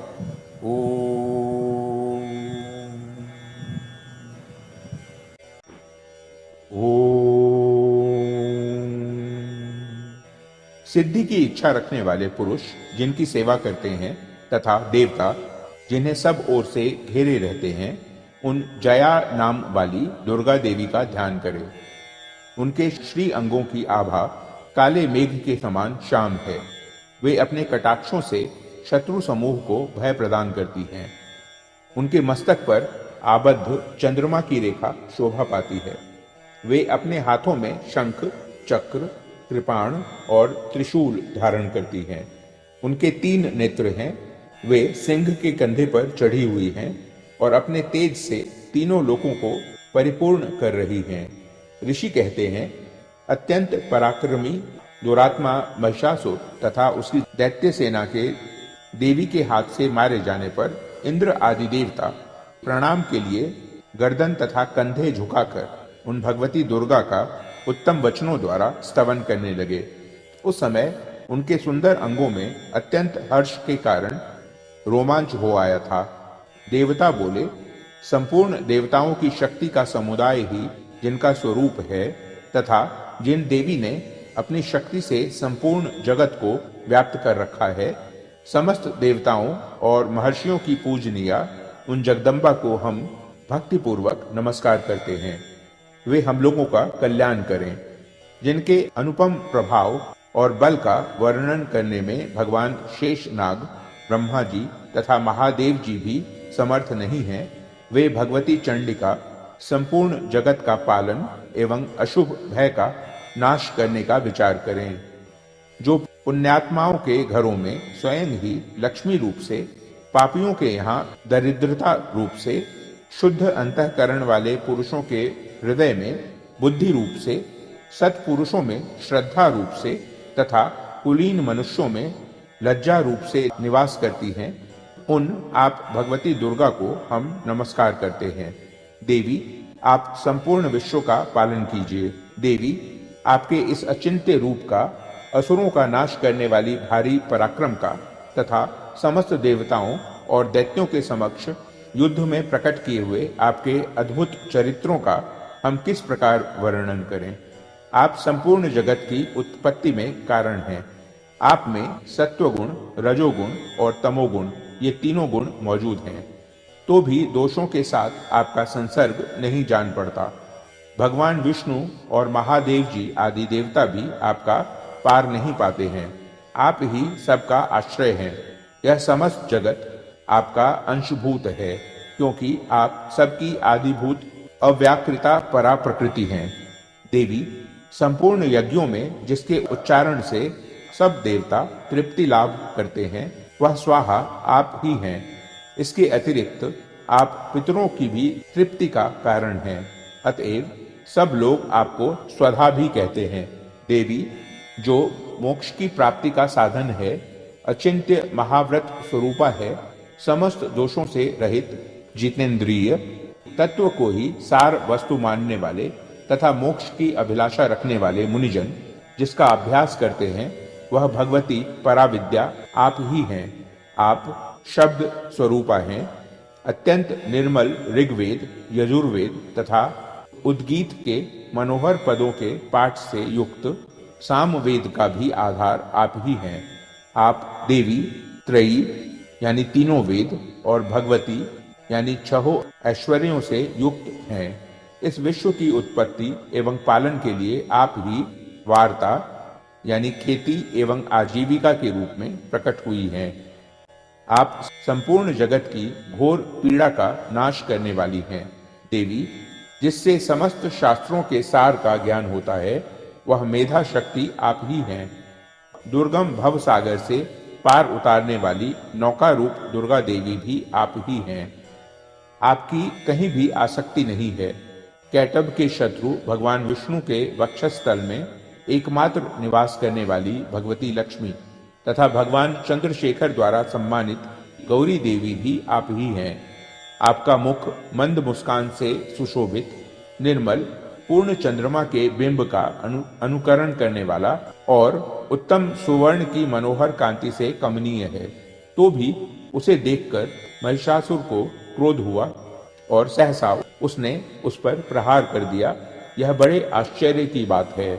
देवी, वही मुख जब क्रोध से युक्त होने पर उदय काल के चंद्रमा की भांति लाल और तनी हुई भौहों के कारण विकराल हो उठा, तब उसे देखकर जो महिषासुर के प्राण तुरंत नहीं निकल गए, यह उससे भी बढ़कर आश्चर्य की बात है, क्योंकि क्रोध में भरे हुए यमराज को देखकर भला कौन जीवित रह सकता है। देवी, आप प्रसन्न हो। परमात्म स्वरूपा, आपके प्रसन्न होने पर जगत का अभ्युदय होता है और क्रोध में भर जाने पर आप तत्काल ही कितने कुलों का सर्वनाश कर डालती हैं। यह बात अभी अनुभव में आई है, क्योंकि महिषासुर की यह विशाल सेना क्षण भर में आपके कोप से नष्ट हो गई है। सदा अभ्युदय प्रदान करने वाली आप, जिन पर प्रसन्न रहती हैं, देश में सम्मानित हैं। उन्हीं को धन और यश की प्राप्ति होती है। उन्हीं का धर्म कभी शिथिल नहीं होता तथा वे ही अपने हृष्ट पुष्ट स्त्री, पुत्र और भृत्यों के साथ धन्य माने जाते हैं। देवी, आपकी ही कृपा से पुण्यात्मा पुरुष प्रतिदिन अत्यंत श्रद्धा पूर्वक सदा सब प्रकार के धर्मानुकूल कर्म करता है और उसके प्रभाव से स्वर्ग लोक में जाता है। इसलिए आप तीनों लोकों में निश्चय ही मनोवांछित फल देने वाली हैं। माँ दुर्गे, आप स्मरण करने पर सब प्राणियों का भय हर लेती हैं और स्वस्थ पुरुषों द्वारा चिंतन करने पर उन्हें परम कल्याणमयी बुद्धि प्रदान करती हैं। दुख, दरिद्रता और भय हरने वाली देवी, आपके सिवा दूसरी कौन है जिसका चित्त सबका उपकार करने के लिए सदा ही दयार्द्र रहता हो।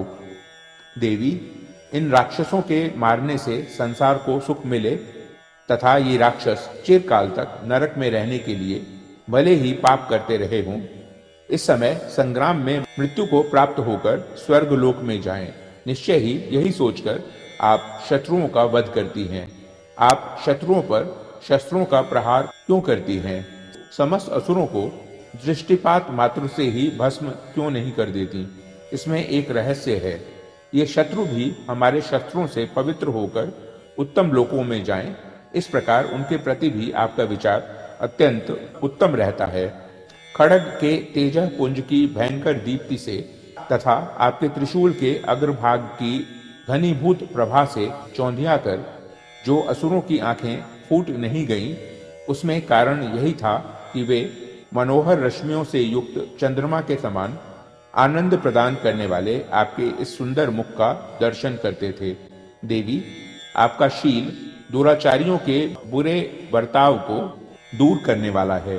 साथ ही यह रूप ऐसा है जो कभी चिंतन में नहीं आ सकता और जिसकी कभी दूसरों से तुलना भी नहीं हो सकती, तथा आपका बल और पराक्रम तो उन दैत्यों का भी नाश करने वाला है जो कभी देवताओं के पराक्रम को भी नष्ट कर चुके थे। इस प्रकार आपने शत्रुओं पर भी अपनी दया ही प्रकट की है। वरदायिनी देवी, आपके इस पराक्रम की किसके साथ तुलना हो सकती है? तथा शत्रुओं को भय देने वाला एवं अत्यंत मनोहर ऐसा रूप भी आपके सिवा और कहाँ है? हृदय में कृपा और युद्ध में निष्ठुरता, ये दोनों बातें तीनों लोकों के भीतर केवल आप में ही देखी गई हैं। मातः, आपने शत्रुओं का नाश करके इस समस्त त्रिलोकी की रक्षा की है। उन शत्रुओं को भी युद्ध भूमि में मारकर स्वर्गलोक में पहुंचाया है तथा उन्मत्त दैत्यों से प्राप्त होने वाले हम लोगों के भय को भी दूर कर दिया है। आपको हमारा नमस्कार है। देवी, आप शूल से हमारी रक्षा करें। अंबिके, आप खड्ग से भी हमारी रक्षा करें तथा घंटा की ध्वनि और धनुष की टंकार से भी हम लोगों की रक्षा करें। चंडिके, पूर्व, पश्चिम और दक्षिण दिशा में आप हमारी रक्षा करें तथा ईश्वरी, अपने त्रिशूल को घुमाकर आप उत्तर दिशा में भी हमारी रक्षा करें। तीनों लोकों में आपके जो परम सुंदर एवं अत्यंत भयंकर रूप विचरते रहते हैं, उनके द्वारा भी आप हमारी तथा इस भूलोक की रक्षा करें। अंबिके, आपके कर पल्लवों में शोभा पाने वाले खड्ग, शूल और गदा आदि जो अस्त्र हों, उन सब के द्वारा आप सब ओर से हम लोगों की रक्षा करें। ऋषि कहते हैं, इस प्रकार जब देवताओं ने जगन माता दुर्गा की स्तुति की और नंदन वन के दिव्य पुष्पों एवं गंध चंदन आदि के द्वारा उनका पूजन किया, फिर सबने मिलकर जब भक्तिपूर्वक दिव्य धूपों की सुगंध निवेदन की, तब देवी ने प्रसन्न वदन होकर प्रणाम करते हुए सब देवताओं से कहा। देवी बोली, देवताओं, तुम सब लोग मुझसे जिस वस्तु की अभिलाषा रखते हो उसे मांगो। देवता बोले, भगवती ने हमारी सब इच्छा पूर्ण कर दी, अब कुछ भी बाकी नहीं है, क्योंकि हमारा यह शत्रु महिषासुर मारा गया। महेश्वरी, इतने पर भी यदि आप हमें और वर देना चाहती हैं तो हम जब जब आपका स्मरण करें तब तब आप दर्शन देकर हम लोगों के महान संकट दूर कर दिया करें, तथा प्रसन्न मुखी अंबिके, जो मनुष्य इन स्तोत्रों द्वारा आपकी स्तुति करे, उसे वित्त, समृद्धि और वैभव देने के साथ ही उसकी धन और स्त्री आदि संपत्ति को भी बढ़ाने के लिए आप सदा हम पर प्रसन्न रहें। ऋषि कहते हैं, राजन, देवताओं ने जब अपने तथा जगत के कल्याण के लिए भद्रकाली देवी को इस प्रकार प्रसन्न किया, तब वे तथास्तु कहकर वहीं अंतर्धान हो गई। भूपाल, इस प्रकार पूर्व काल में तीनों लोगों का हित चाहने वाली देवी जिस प्रकार देवताओं के शरीरों से प्रकट हुई थी, वह सब कथा मैंने कह सुनाई। अब पुनः देवताओं का उपकार करने वाली वे देवी दुष्ट दैत्यों तथा शुंभ निशुंभ का वध करने एवं सब लोगों की रक्षा करने के लिए गौरी देवी के शरीर से जिस प्रकार प्रकट हुई थी, वह सब प्रसंग मेरे मुंह से सुनो, मैं उसका तुमसे यथावत वर्णन करता हूँ। इस प्रकार श्री मार्कंडेय पुराण में सावर्णिक मनवंतर की कथा के अंतर्गत देवी महात्म्य में शक्रादि स्तुति नामक चौथा अध्याय पूरा हुआ।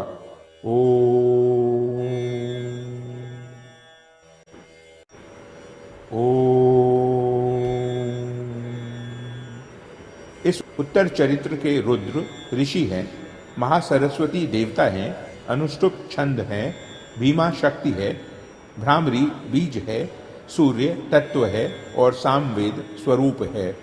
महासरस्वती की प्रसन्नता के लिए उत्तर चरित्र के पाठ में इसका विनियोग किया जाता है। जो अपने कर कमलों में घंटा, शूल, हल, शंख, मूसल, चक्र, धनुष और बाण धारण करती हैं, शरद ऋतु के शोभा संपन्न चंद्रमा के समान जिनकी मनोहर कांति है, जो तीनों लोकों की आधारभूता और शुंभ आदि दैत्यों का नाश करने वाली हैं, तथा गौरी के शरीर से जिनका प्राकट्य हुआ है, उन महासरस्वती देवी का मैं निरंतर भजन करता हूँ। ऋषि कहते हैं, पूर्व काल में शुंभ और निशुंभ नामक असुरों ने अपने बल के घमंड में आकर शचीपति इंद्र के हाथ से तीनों लोकों का राज्य और यज्ञ भाग छीन लिए। वे ही दोनों सूर्य, चंद्रमा, कुबेर, यम और वरुण के अधिकार का भी उपयोग करने लगे। वायु और अग्नि का कार्य भी वे ही करने लगे। उन दोनों ने सब देवताओं को अपमानित, राज्य भ्रष्ट, पराजित तथा अधिकारहीन करके स्वर्ग से निकाल दिया।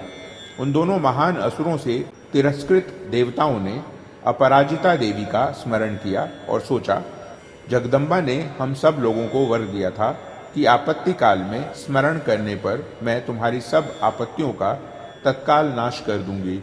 यह विचार कर देवता गिरिराज हिमालय पर गए और वहां भगवती विष्णु माया की स्तुति करने लगे। देवता बोले, देवी को नमस्कार है, महादेवी शिवा को सर्वदा नमस्कार है, प्रकृति एवं भद्रा को नमस्कार है। हम लोग नियम पूर्वक जगदम्बा को नमस्कार करते हैं। रौद्रा को नमस्कार है, नित्या, गौरी एवं धात्री को बारंबार नमस्कार है। ज्योत्स्नामयी, चंद्र रूपिणी एवं सुख स्वरूपा देवी को सतत प्रणाम है। शरणागतों का कल्याण करने वाली वृद्धि एवं सिद्धि रूपा देवी को हम बारंबार नमस्कार करते हैं। नैऋति यानी राक्षसों की लक्ष्मी, राजाओं की लक्ष्मी तथा शर्वाणी यानी शिव पत्नी स्वरूपा आप जगदम्बा को बार बार नमस्कार है। दुर्गा, दुर्गपारा अर्थात दुर्गम संकट से पार उतारने वाली, सारा यानी सबकी सारभूता, सर्वकारिणी ख्याति, कृष्णा और धूम्रा देवी को सर्वदा नमस्कार है। अत्यंत सौम्य तथा अत्यंत रौद्र रूपा देवी को हम नमस्कार करते हैं, उन्हें हमारा बारंबार प्रणाम है। जगत की आधारभूता कृति देवी को बारंबार नमस्कार है। जो देवी सब प्राणियों में विष्णु माया के नाम से कही जाती हैं, उनको नमस्कार, उनको नमस्कार, उनको बारंबार नमस्कार है। जो देवी सब प्राणियों में चेतना कहलाती हैं, उनको नमस्कार, उनको नमस्कार, उनको बारंबार नमस्कार है। जो देवी सब प्राणियों में बुद्धि रूप से स्थित हैं, उनको नमस्कार, उनको नमस्कार, उनको बारंबार नमस्कार है। जो देवी सब प्राणियों में निद्रा रूप से स्थित हैं, उनको नमस्कार, उनको नमस्कार, उनको बारंबार नमस्कार है।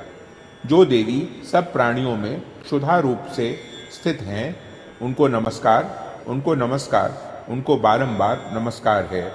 जो देवी सब प्राणियों में छाया रूप से स्थित हैं, उनको नमस्कार, उनको नमस्कार, उनको बारंबार नमस्कार है। जो देवी सब प्राणियों में शक्ति रूप से स्थित हैं, उनको नमस्कार, उनको नमस्कार, उनको बारंबार नमस्कार है।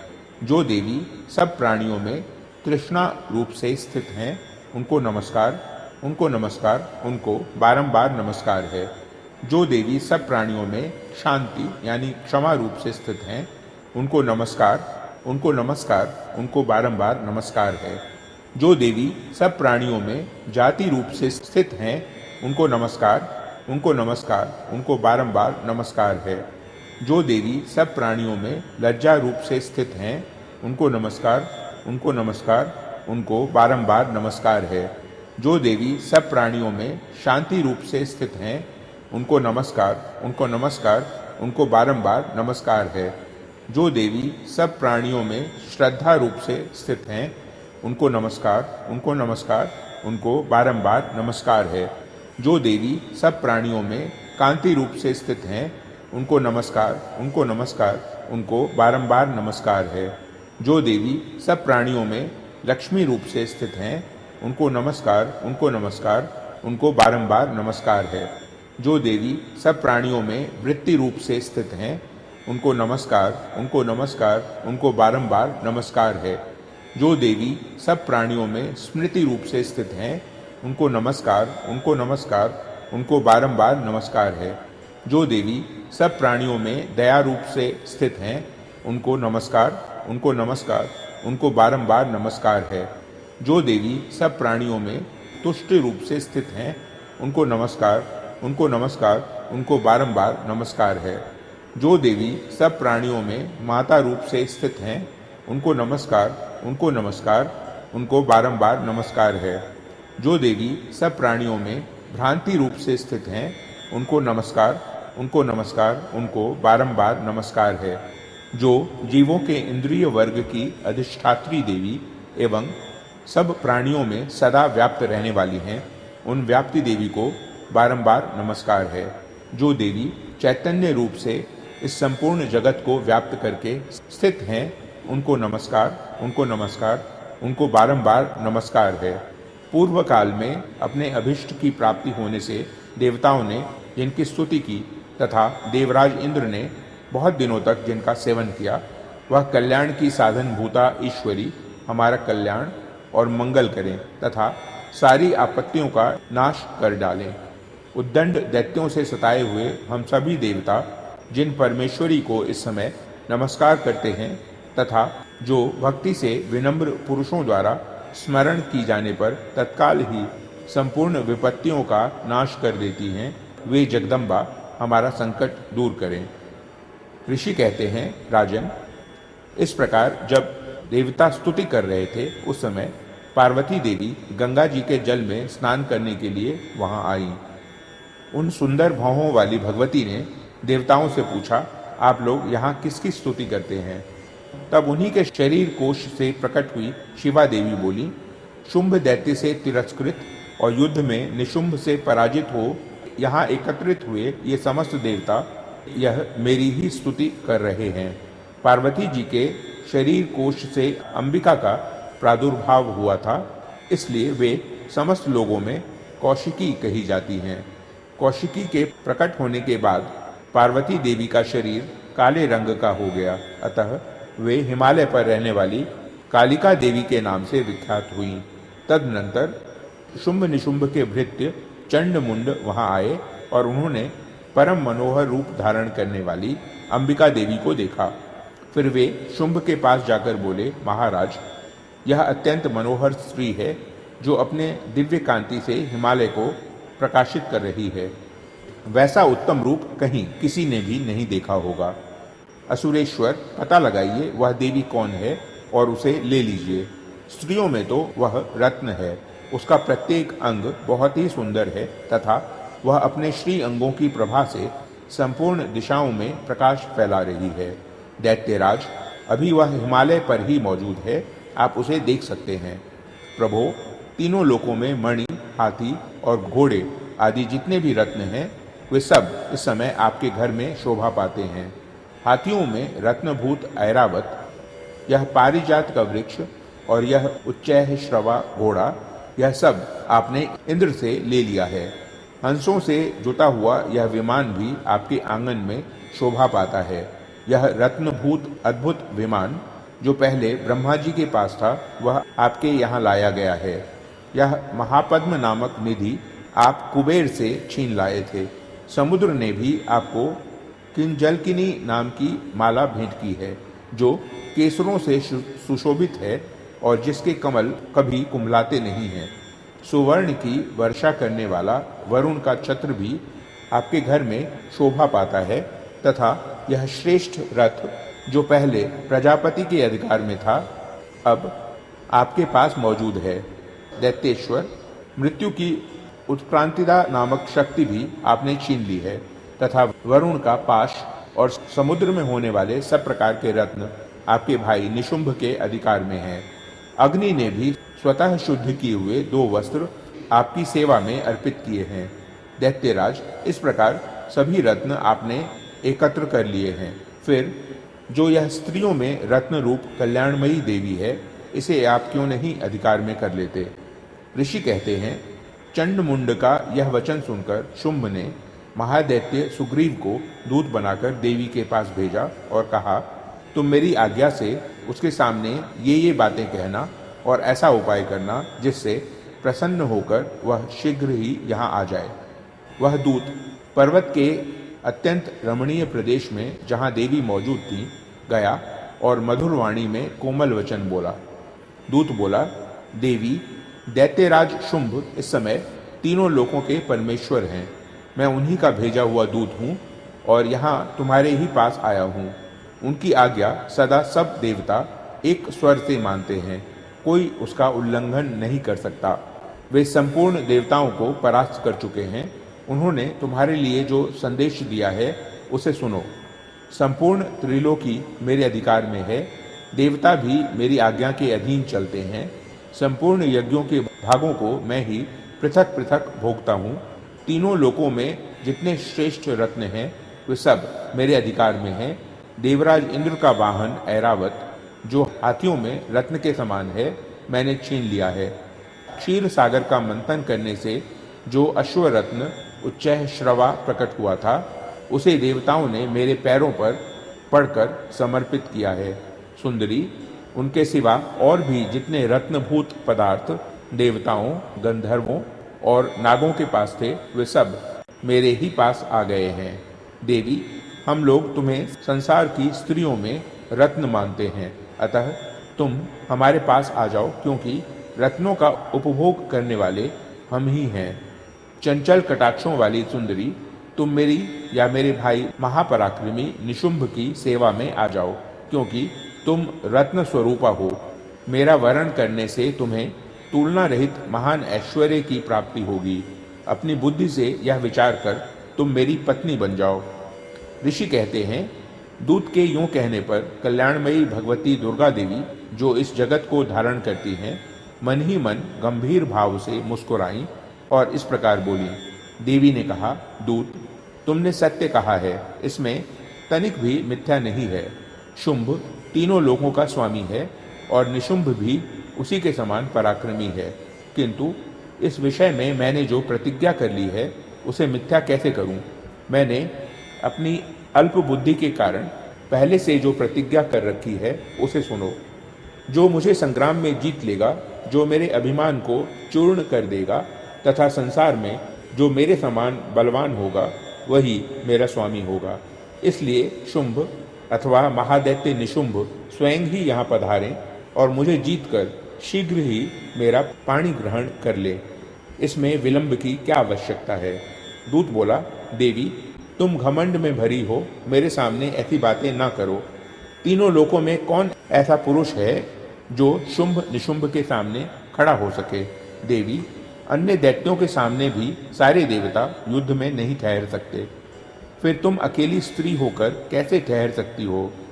जिन शुंभ आदि दैत्यों के सामने इंद्र आदि सब देवता भी युद्ध में खड़े नहीं हुए, उनके सामने तुम स्त्री होकर कैसे जाओगी? इसलिए तुम मेरे ही कहने से शुंभ निशुंभ के पास चली चलो। ऐसा करने से तुम्हारे गौरव की रक्षा होगी, अन्यथा जब वे केश पकड़कर घसीटेंगे तब तुम्हें अपनी प्रतिष्ठा खोकर जाना पड़ेगा। देवी ने कहा, तुम्हारा कहना ठीक है, शुंभ बलवान है और निशुंभ भी बड़े पराक्रमी हैं, किंतु क्या करूं? मैंने पहले बिना सोचे समझे प्रतिज्ञा कर ली है, अतः अब तुम जाओ। मैंने तुमसे जो कुछ कहा है वह सब दैत्यराज से आदरपूर्वक कहना, फिर वे जो उचित जान पड़े करें। इस प्रकार श्री मार्कंडेय पुराण में सावर्णिक मनवंतर की कथा के अंतर्गत देवी महात्म्य में देवी दूत संवाद नामक 5वां अध्याय पूरा हुआ।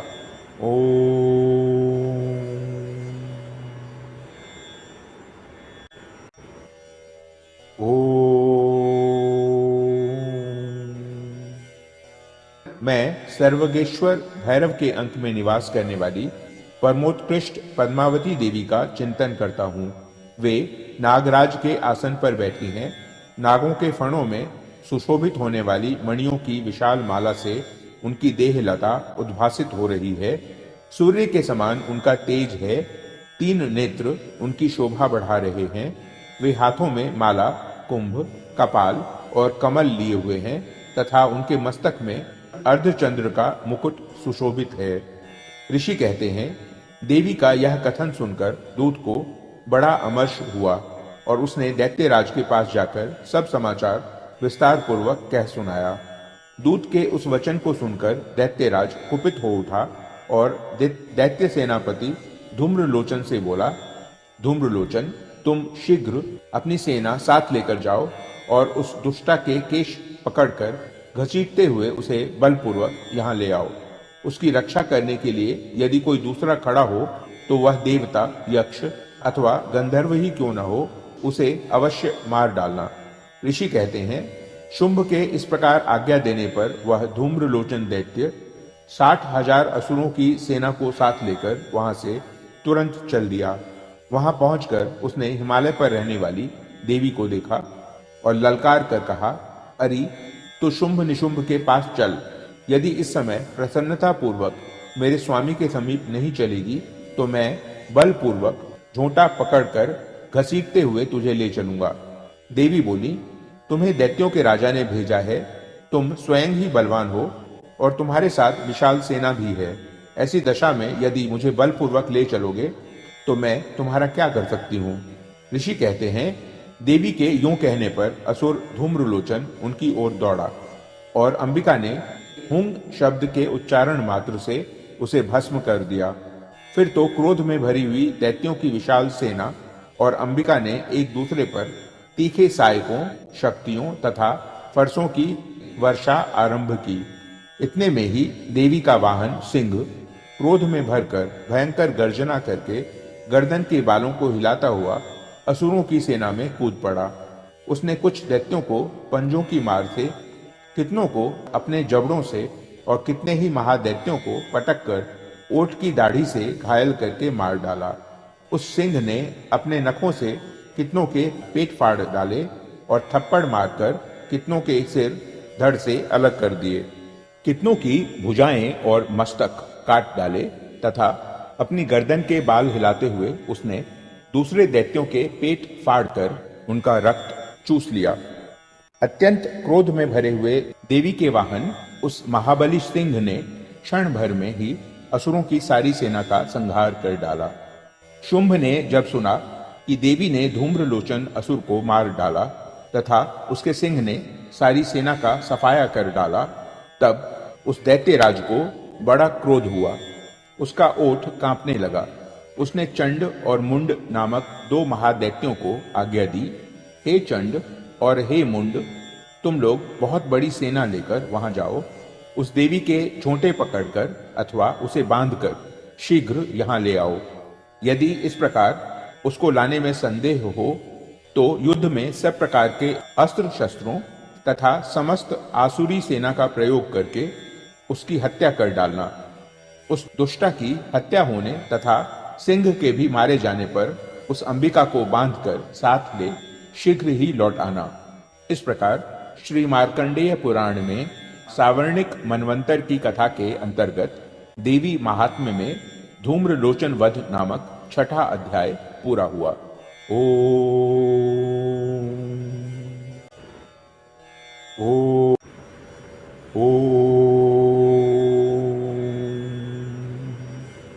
मैं मातंगी देवी का ध्यान करता हूँ। वे रत्नमय सिंहासन पर बैठकर पढ़ते हुए तोते का मधुर शब्द सुन रही हैं। उनके शरीर का वर्ण श्याम है। वे अपना एक पैर कमल पर रखे हुए हैं और मस्तक पर अर्ध चंद्र धारण करती हैं तथा कहलार पुष्पों की माला धारण किए वीणा बजाती हैं। उनके अंग में कसी हुई चोली शोभा पा रही है। वे लाल रंग की साड़ी पहने हाथ में शंखमय पात्र लिए हुए हैं। उनके वदन पर मधु का हल्का हल्का प्रभाव जान पड़ता है और ललाट में बेंदी शोभा दे रही है। ऋषि कहते हैं, तदनंतर शुंभ की आज्ञा पाकर वे चंड मुंड आदि दैत्य चतुरंगिणी सेना के साथ अस्त्र शस्त्रों से सुसज्जित हो चल दिए। फिर गिरिराज हिमालय के सुवर्ण में ऊंचे शिखर पर पहुंचकर उन्होंने सिंह पर बैठी देवी को देखा। वे मंद मंद मुस्कुरा रही थीं। उन्हें देखकर दैत्य लोग तत्परता से पकड़ने का उद्योग करने लगे। किसी ने धनुष तान लिया, किसी ने तलवार संभाली और कुछ लोग देवी के पास आकर खड़े हो गए। तब अंबिका ने उन शत्रुओं के प्रति बड़ा क्रोध किया। उस समय क्रोध के कारण उनका मुख काला पड़ गया, ललाट में भौहें टेढ़ी हो गईं और वहां से तुरंत विकराल मुखी काली प्रकट हुई जो तलवार और पाश लिए हुए थी। वे विचित्र खटवांग धारण किए और चीते के चर्म की साड़ी पहने नर मुंडों की माला से विभूषित थी। उनके शरीर का मांस सूख गया था, केवल हड्डियों का ढांचा था जिससे वे अत्यंत भयंकर जान पड़ती थीं। उनका मुख बहुत विशाल था। जीभ लपलपाने के कारण वे और भी डरावनी प्रतीत होती थीं। उनकी आंखें भीतर को धसी हुई और कुछ लाल थीं। वे अपने भयंकर गर्जना से संपूर्ण दिशाओं को गुंजा रही थीं। बड़े बड़े दैत्यों का वध करती हुई वे कालिका देवी बड़े वेग से दैत्यों की उस सेना पर टूट पड़ी और उन सब को भक्षण करने लगी। वे पार्श्व रक्षकों, अंकुशधारी महावतों, योद्धाओं और घंटा सहित कितने ही हाथियों को एक ही हाथ से पकड़कर मुंह में डाल लेती थीं। इसी प्रकार घोड़े, रथ और सारथी के साथ रथी सैनिकों को मुंह में डालकर वे उन्हें बड़े भयानक रूप से चबा डालती थीं। किसी के बाल पकड़ लेती, किसी का गला दबा देती, किसी को पैरों से कुचल डालती और किसी को छाती के धक्के से गिराकर मार डालती थीं। वे असुरों के छोड़े हुए बड़े बड़े अस्त्र शस्त्र मुंह से पकड़ लेती और रोष में भरकर उनको दांतों से पीस डालती थी। काली ने बलवान एवं दुरात्मा दैत्यों की वह सारी सेना रौंद डाली, खा डाली और कितनों को मार भगाया। कोई तलवार के घाट उतारे गए, कोई खटवांग से पीटे गए और कितने ही असुर दांतों के अग्रभाग से कुचले जाकर मृत्यु को प्राप्त हुए। इस प्रकार देवी ने असुरों की उस सारी सेना को क्षण भर में मार गिराया। यह देख चंड उन अत्यंत भयानक काली देवी की ओर दौड़ा तथा महादैत्य मुंड ने भी अत्यंत भयंकर बाणों की वर्षा से हजारों बार चलाए हुए चक्रों से उन भयानक नेत्रों वाली देवी को आच्छादित कर दिया। वे अनेकों चक्र देवी के मुख में समाते हुए ऐसे जान पड़े मानो सूर्य के बहुतेरे मंडल बादलों के उदर में प्रवेश कर रहे हों। तब भयंकर गर्जना करने वाली काली ने अत्यंत रोष में भरकर विकट अट्टहास किया। उस समय उनके विकराल वदन के भीतर कठिनता से देखे जा सकने वाले दांतों की प्रभा से वे अत्यंत उज्जवल दिखाई देती थीं। देवी ने बहुत बड़ी तलवार हाथ में ले हंग का उच्चारण करके चंड पर धावा किया और उसके केश पकड़कर उसी तलवार से उसका मस्तक काट डाला। चंड को मारा गया देखकर मुंड भी देवी की ओर दौड़ा। तब देवी ने रोष में भरकर उसे भी तलवार से घायल करके धरती पर सुला दिया।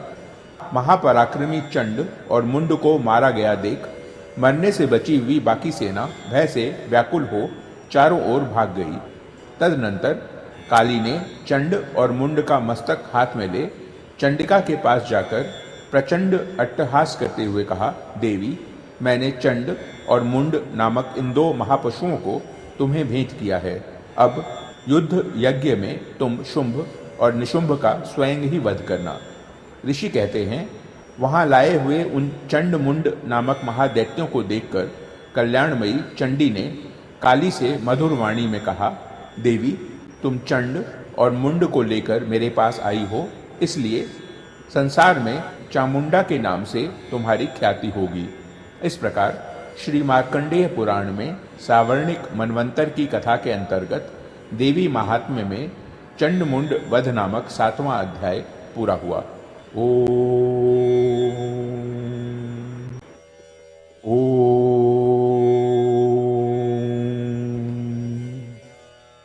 मैं अणिमा आदि सिद्धिमयी किरणों से आवृत भवानी का ध्यान करता हूँ। उनके शरीर का रंग लाल है, नेत्रों में करुणा लहरा रही है तथा हाथों में पाश, अंकुश, बाण और धनुष शोभा पाते हैं। ऋषि कहते हैं, चंड और मुंड नामक दैत्यों के मारे जाने तथा बहुत सी सेना का संहार हो जाने पर दैत्यों के राजा प्रतापी शुंभ के मन में बड़ा क्रोध हुआ और उसने दैत्यों की संपूर्ण सेना को युद्ध के लिए कूच करने की आज्ञा दी। वह बोला, आज उदायुध नाम के 86 दैत्य सेनापति अपनी सेनाओं के साथ युद्ध के लिए प्रस्थान करें। कंबु नाम वाले दैत्यों के 84 सेना नायक अपनी वाहिनी से घिरे हुए यात्रा करें। 50 कोटिवीर्य कुल के और 100 धौम्र कुल के असुर सेनापति मेरी आज्ञा से सेना सहित कूच करें। कालक, दौर्वृद, मौर्य और कालकेय असुर भी युद्ध के लिए तैयार हो मेरी आज्ञा से तुरंत प्रस्थान करें। भयानक शासन करने वाला असुरराज शुंभ इस प्रकार आज्ञा दे सहस्त्रों बड़ी बड़ी सेनाओं के साथ युद्ध के लिए प्रस्थित हुआ। उसकी अत्यंत भयंकर सेना आती देख चंडिका ने अपने धनुष की टंकार से पृथ्वी और आकाश के बीच का भाग गुंजा दिया। राजन, तदनंतर देवी के सिंह ने बड़े जोर जोर से दहाड़ना आरंभ किया। फिर अंबिका ने घंटे के शब्द से उस ध्वनि को और भी बढ़ा दिया। धनुष की टंकार, सिंह की दहाड़ और घंटे के ध्वनि से संपूर्ण दिशाएं गूंज उठी। उस भयंकर शब्द से काली ने अपने विकराल मुख को और भी बढ़ा लिया तथा इस प्रकार वे विजयिनी हुई। उस तुमुल नाद को सुनकर दैत्यों की सेनाओं ने चारों ओर से आकर चंडिका देवी, सिंह तथा काली देवी को क्रोधपूर्वक घेर लिया। राजन, इसी बीच में असुरों के विनाश तथा देवताओं के अभ्युदय के लिए ब्रह्मा, शिव, कार्तिकेय, विष्णु तथा इंद्र आदि देवी की शक्तियां, जो अत्यंत पराक्रम और बल से संपन्न थीं, उनके शरीरों से निकलकर उन्हीं के रूप में चंडिका देवी के पास गईं। जिस देवता का जैसा रूप, जैसी वेशभूषा और जैसा वाहन है, ठीक वैसे ही साधनों से संपन्न हो उसकी शक्ति असुरों से युद्ध करने के लिए आई। सबसे पहले हंसयुक्त विमान पर बैठी हुई अक्षसूत्र और कमंडलू से सुशोभित ब्रह्मा जी की शक्ति उपस्थित हुई, जिसे ब्रह्माणी कहते हैं। महादेव जी की शक्ति वृषभ पर आरूढ़ हो, हाथों में श्रेष्ठ त्रिशूल धारण किए, महानाग का कंकण पहने, मस्तक में चंद्र रेखा से विभूषित हो वहां आ पहुंची। कार्तिकेय जी की शक्ति रूपा जगदम्बिका उन्हीं का रूप धारण किए श्रेष्ठ मयूर पर आरूढ़ हो, हाथ में शक्ति लिए दैत्यों से युद्ध करने के लिए आई। इसी प्रकार भगवान विष्णु की शक्ति गरुड़ पर विराजमान हो शंख, चक्र, गदा, शार्ंग, धनुष और खड़ग हाथ में लिए वहां आई। अनुपम यज्ञ वाराह का रूप धारण करने वाले श्री हरि की जो शक्ति है वह भी वाराह शरीर धारण करके वहां उपस्थित हुई। नारसिंही शक्ति भी नृसिंह के समान शरीर धारण करके वहां आई। उसके गर्दन के बालों के झटके से आकाश के तारे बिखरे पड़ते थे। इसी प्रकार इंद्र की शक्ति वज्र हाथ में लिए गजराज ऐरावत पर बैठकर आई। उसमें भी सहस्त्र नेत्र थे। इंद्र का जैसा रूप वैसा ही उसका भी था। तदनंतर उन देव शक्तियों से घिरे हुए महादेव जी ने चंडिका से कहा, मेरी प्रसन्नता के लिए तुम शीघ्र ही इन असुरों का संहार करो। तब देवी के शरीर से अत्यंत भयानक और परम उग्र चंडिका शक्ति प्रकट हुई, जो सैकड़ों गीदड़ियों की भांति आवाज करने वाली थी। उस अपराजिता देवी ने धूमिल जटा वाले महादेव जी से कहा, भगवान, आप शुंभ निशुंभ के पास दूत बनकर जाइए और उन अत्यंत गर्वीले दानव शुंभ एवं निशुंभ दोनों से कहिए, साथ ही उनके अतिरिक्त भी जो दानव युद्ध के लिए वहां उपस्थित हों उनको भी यह संदेश दीजिए, दैत्यों, यदि तुम जीवित रहना चाहते हो तो पाताल को लौट जाओ। इंद्र की त्रिलोकी का राज्य मिल जाए और देवता यज्ञ भाग का उपभोग करें। यदि बल के घमंड में आकर तुम युद्ध की अभिलाषा रखते हो तो आओ, मेरी शिवाएं यानी योगिनियां तुम्हारे कच्चे मांस से तृप्त हों। चूंकि उस देवी ने भगवान शिव को दूत के कार्य में नियुक्त किया था, इसलिए वह शिवदूती के नाम से संसार में विख्यात हुई। वे महादैत्य भी भगवान शिव के मुंह से देवी के वचन सुनकर क्रोध में भर गए और जहां कात्यायनी विराजमान थी उस ओर बढ़े। तदनंतर वे दैत्य अमर्ष में भरकर पहले ही देवी के ऊपर बाण, शक्ति और रिष्टि आदि अस्त्रों की वृष्टि करने लगे। तब देवी ने भी खेल खेल में ही धनुष की टंकार की और उससे छोड़े हुए बड़े बड़े बाणों द्वारा दैत्यों के चलाए हुए बाण, शूल, शक्ति और फरसों को काट डाला। फिर काली उनके आगे होकर शत्रुओं को शूल के प्रहार से विदीर्ण करने लगी और खटवांग से उनका कचूमर निकालती हुई रणभूमि में विचरने लगी। ब्रह्माणी भी जिस जिस ओर दौड़ती उसी ओर अपने कमंडलू का जल छिड़ककर शत्रुओं के ओज और पराक्रम को नष्ट कर देती थी। माहेश्वरी ने त्रिशूल से तथा वैष्णवी ने चक्र से अत्यंत क्रोध में भरी हुई कुमार कार्तिकेय की शक्ति ने शक्ति से दैत्यों का संहार आरंभ किया। इंद्र शक्ति के वज्र प्रहार से विदीर्ण हो सैकड़ों दैत्य दानव रक्त की धारा बहाते हुए पृथ्वी पर सो गए।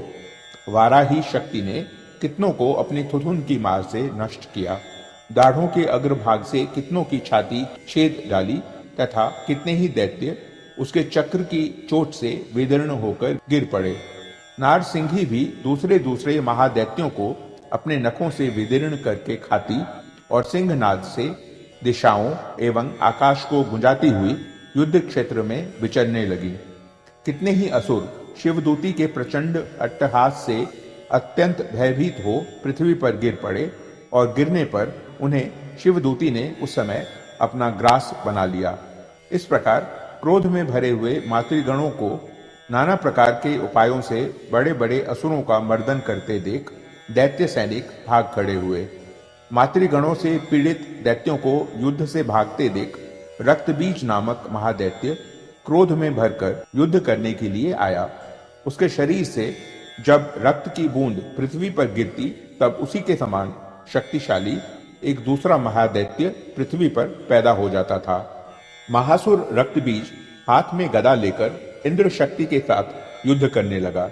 तब ऐन्द्री ने अपने वज्र से रक्तबीज को मारा।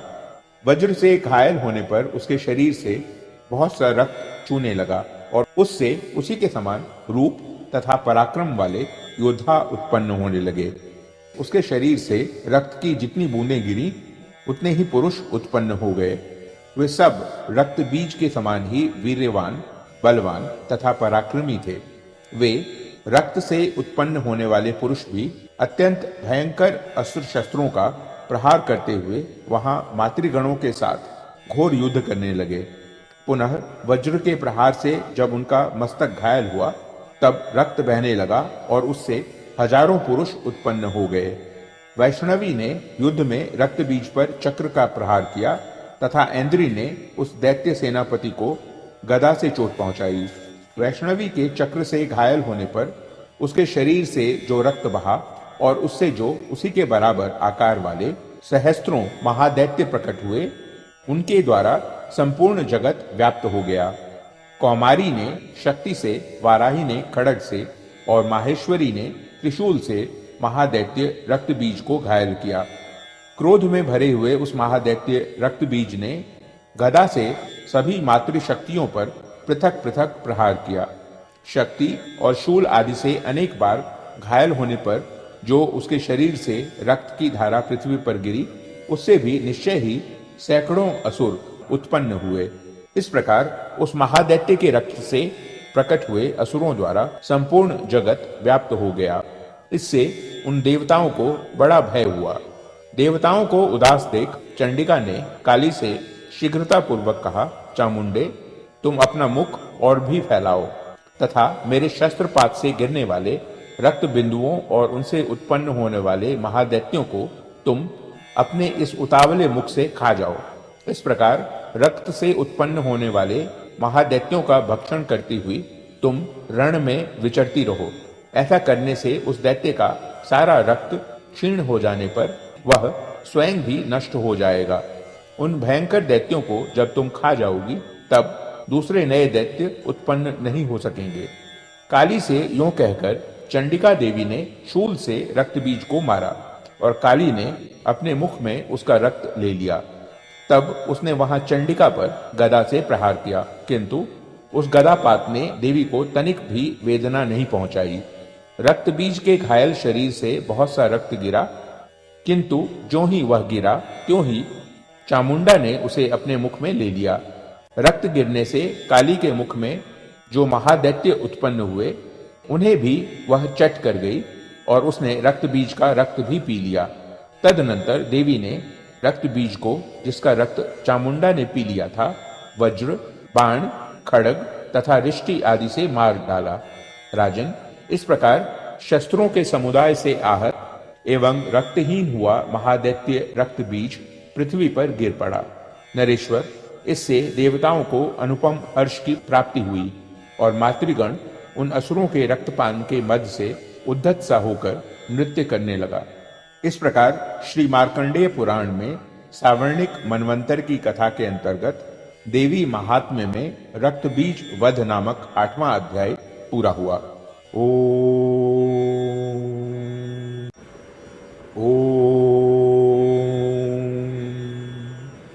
मैं अर्धनारीश्वर के श्री विग्रह की निरंतर शरण लेता हूँ।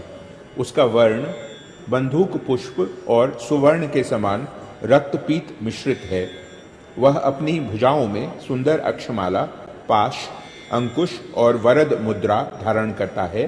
अर्धचंद्र उसका आभूषण है तथा वह 3 नेत्रों से सुशोभित है।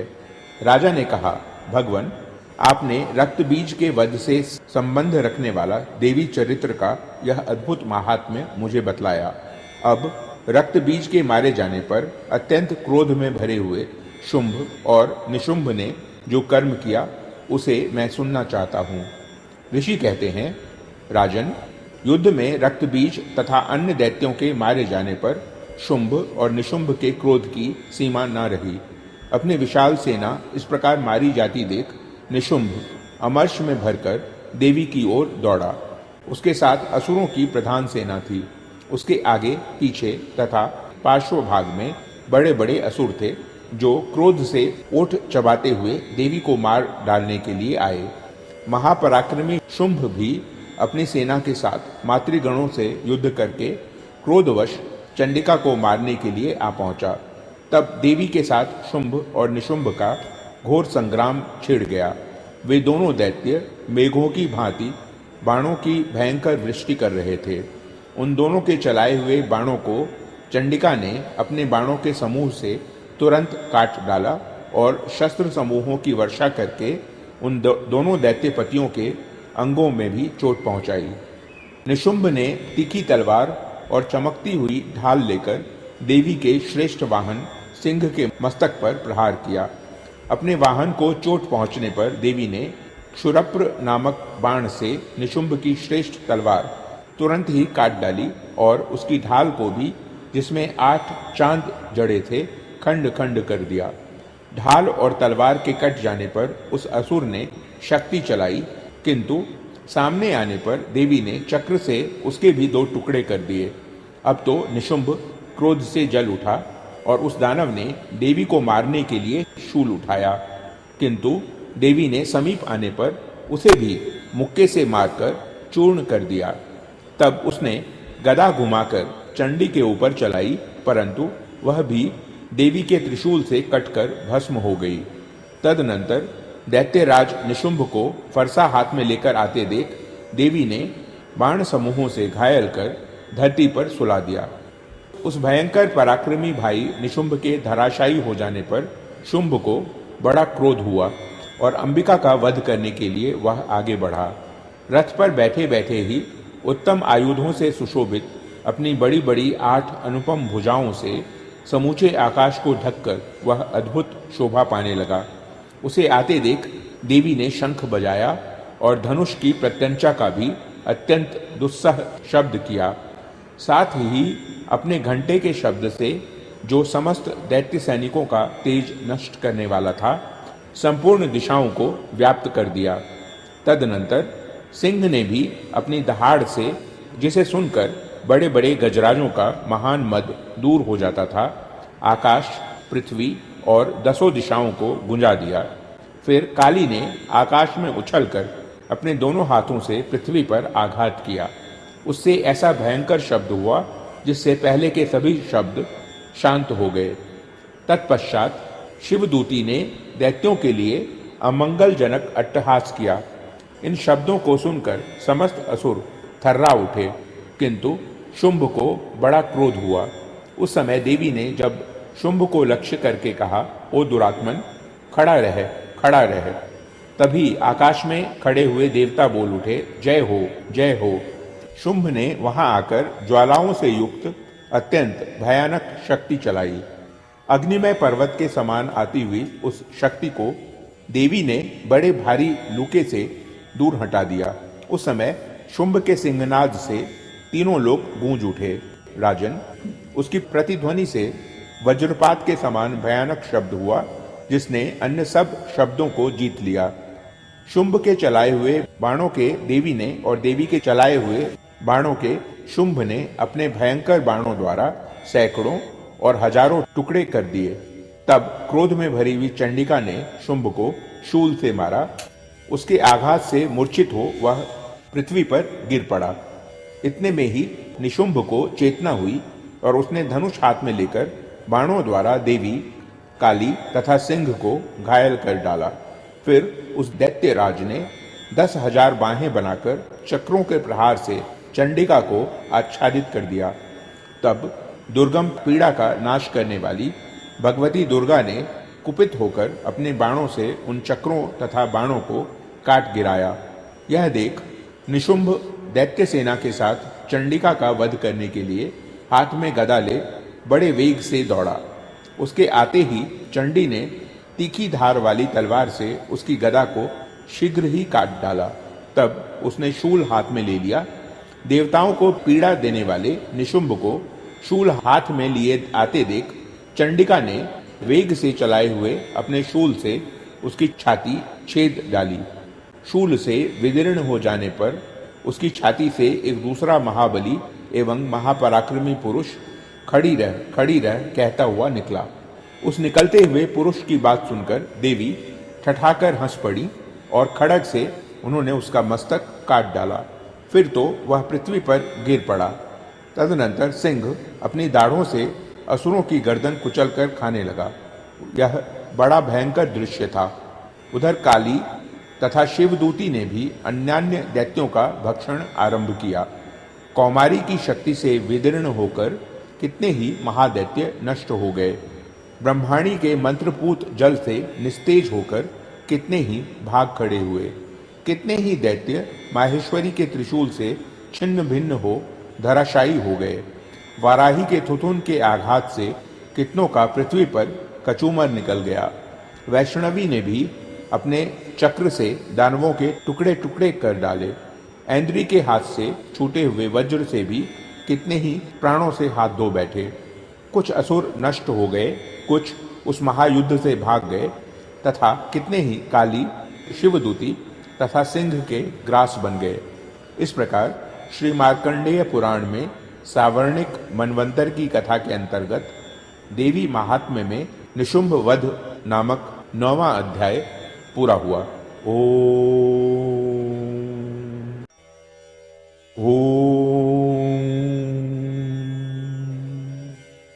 मैं मस्तक पर अर्धचंद्र धारण करने वाली शिव शक्ति स्वरूपा भगवती कामेश्वरी का हृदय में चिंतन करता हूँ।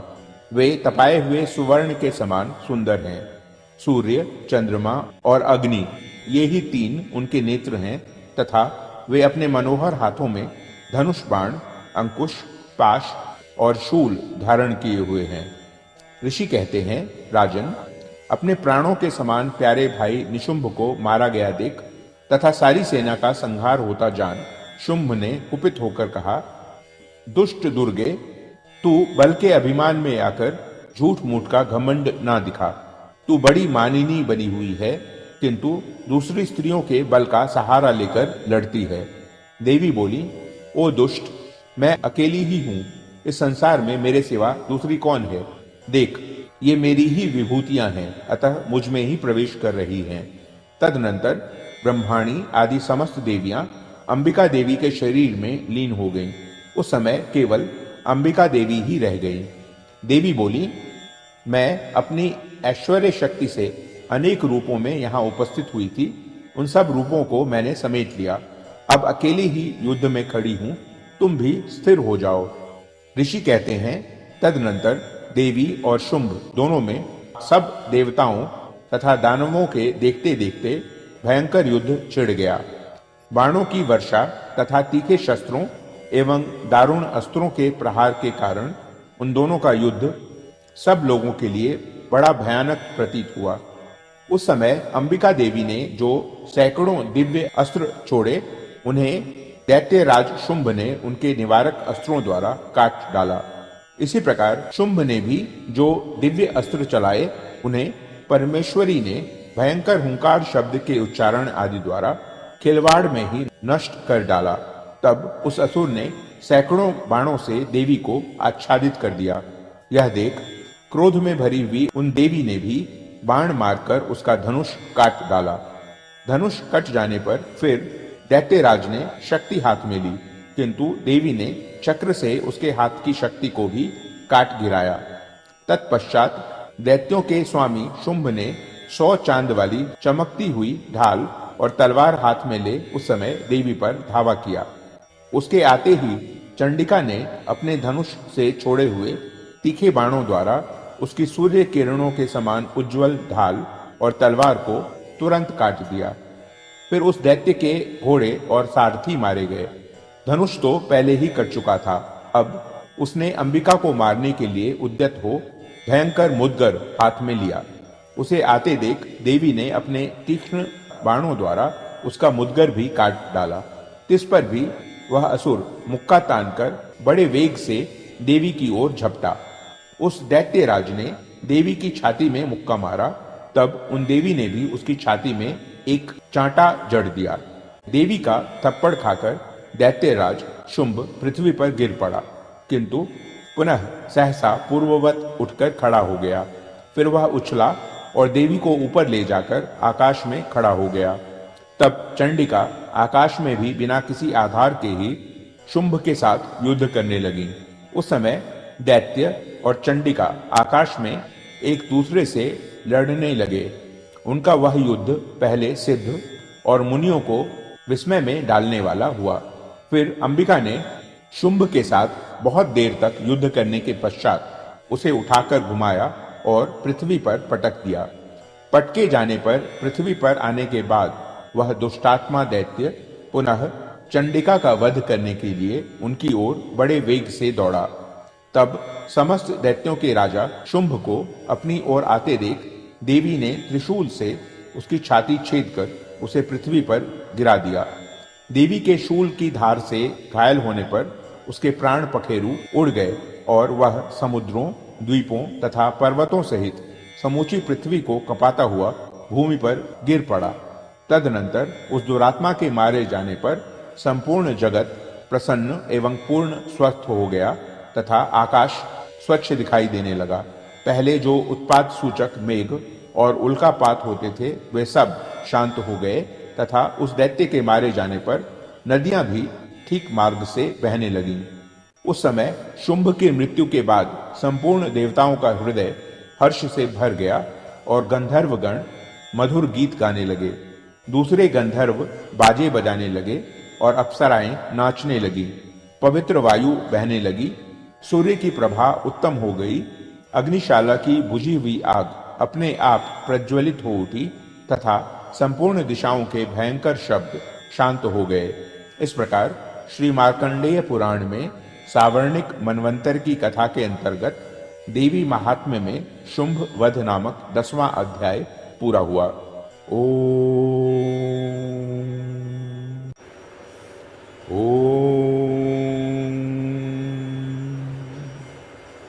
मैं भुवनेश्वरी देवी का ध्यान करता हूँ। उनके श्री अंगों की आभा प्रभात काल के सूर्य के समान है और मस्तक पर चंद्रमा का मुकुट है। वे उभरे हुए स्तनों और 3 नेत्रों से युक्त हैं। उनके मुख पर मुस्कान की छटा छाई रहती है और हाथों में वरद, अंकुश, पाश एवं अभय मुद्रा शोभा पाते हैं। ऋषि कहते हैं, देवी के द्वारा वहां महादैत्यपति शुंभ के मारे जाने पर इंद्र आदि देवता अग्नि को आगे करके उन कात्यायनी देवी की स्तुति करने लगे। उस समय अभिष्ट की प्राप्ति होने से उनके मुख कमल नमक उठे थे और उनके प्रकाश से दिशाएं भी जगमगा उठी थीं। देवता बोले, शरणागत की पीड़ा दूर करने वाली देवी हम पर प्रसन्न हो। संपूर्ण जगत की माता प्रसन्न हो। विश्वेश्वरी, विश्व की रक्षा करो। देवी, तुम ही चराचर जगत की अधीश्वरी हो। तुम इस जगत का एकमात्र आधार हो, क्योंकि पृथ्वी रूप में तुम्हारी ही स्थिति है। देवी, तुम्हारा पराक्रम अलंघनीय है। तुम ही जल रूप में स्थित होकर संपूर्ण जगत को तृप्त करती हो। तुम अनंत बल संपन्न वैष्णवी शक्ति हो। इस विश्व की कारणभूता परामाया हो। देवी, तुमने इस समस्त जगत को मोहित कर रखा है। तुम ही प्रसन्न होने पर इस पृथ्वी पर मोक्ष की प्राप्ति कराती हो। देवी, संपूर्ण विद्याएं तुम्हारे ही भिन्न भिन्न स्वरूप हैं। जगत में जितनी स्त्रियां हैं वे सब तुम्हारी ही मूर्तियां हैं। जगदम्ब, एकमात्र तुमने ही इस विश्व को व्याप्त कर रखा है। तुम्हारी स्तुति क्या हो सकती है? तुम तो स्तवन करने योग्य पदार्थों से परे एवं परावाणी हो। जब तुम सर्वस्वरूपा देवी स्वर्ग तथा मोक्ष प्रदान करने वाली हो, तब इसी रूप में तुम्हारी स्तुति हो गई। तुम्हारी स्तुति के लिए इससे अच्छी उक्तियां और क्या हो सकती हैं? बुद्धि रूप से सब लोगों के हृदय में विराजमान रहने वाली तथा स्वर्ग एवं मोक्ष प्रदान करने वाली नारायणी देवी, तुम्हें नमस्कार है। कला, काष्ठा आदि के रूप में क्रमशः परिणाम यानी अवस्था परिवर्तन की ओर ले जाने वाली तथा विश्व का उपसंहार करने में समर्थ नारायणी, तुम्हें नमस्कार है। नारायणी, तुम सब प्रकार के मंगल प्रदान करने वाली मंगलमयी हो। कल्याण दायिनी शिवा हो। सब पुरुषार्थों को सिद्ध करने वाली शरणागत वत्सला, 3 नेत्रों वाली एवं गौरी हो। तुम्हें नमस्कार है। तुम सृष्टि पालन और संहार की शक्तिभूता सनातनी देवी, गुणों का आधार तथा सर्वगुणमयी हो। नारायणी, तुम्हें नमस्कार है। शरण में आए हुए दीनों एवं पीड़ितों की रक्षा में संलग्न रहने वाली तथा सबकी पीड़ा दूर करने वाली नारायणी देवी, तुम्हें नमस्कार है। नारायणी, तुम ब्रह्माणी का रूप धारण करके हंसों से जुटे हुए विमान पर बैठती तथा कुश मिश्रित जल छिड़कती रहती हो। तुम्हें नमस्कार है। माहेश्वरी रूप से त्रिशूल, चंद्रमा एवं सर्प को धारण करने वाली तथा महान वृषभ की पीठ पर बैठने वाली नारायणी देवी, तुम्हें नमस्कार है। मोरों और मृगों से घिरी रहने वाली तथा महाशक्ति धारण करने वाली कौमारी रूप धारिणी निष्पापे नारायणी, तुम्हें नमस्कार है। शंख, चक्र, गदा और शांख धनुष रूप उत्तम आयुधों को धारण करने वाली वैष्णवी शक्ति रूपा नारायणी, तुम प्रसन्न हो, तुम्हें नमस्कार है। हाथ में भयानक महाचक्र लिए और दाढ़ों पर धरती को उठाए वाराही रूप धारिणी कल्याणमयी नारायणी, तुम्हें नमस्कार है।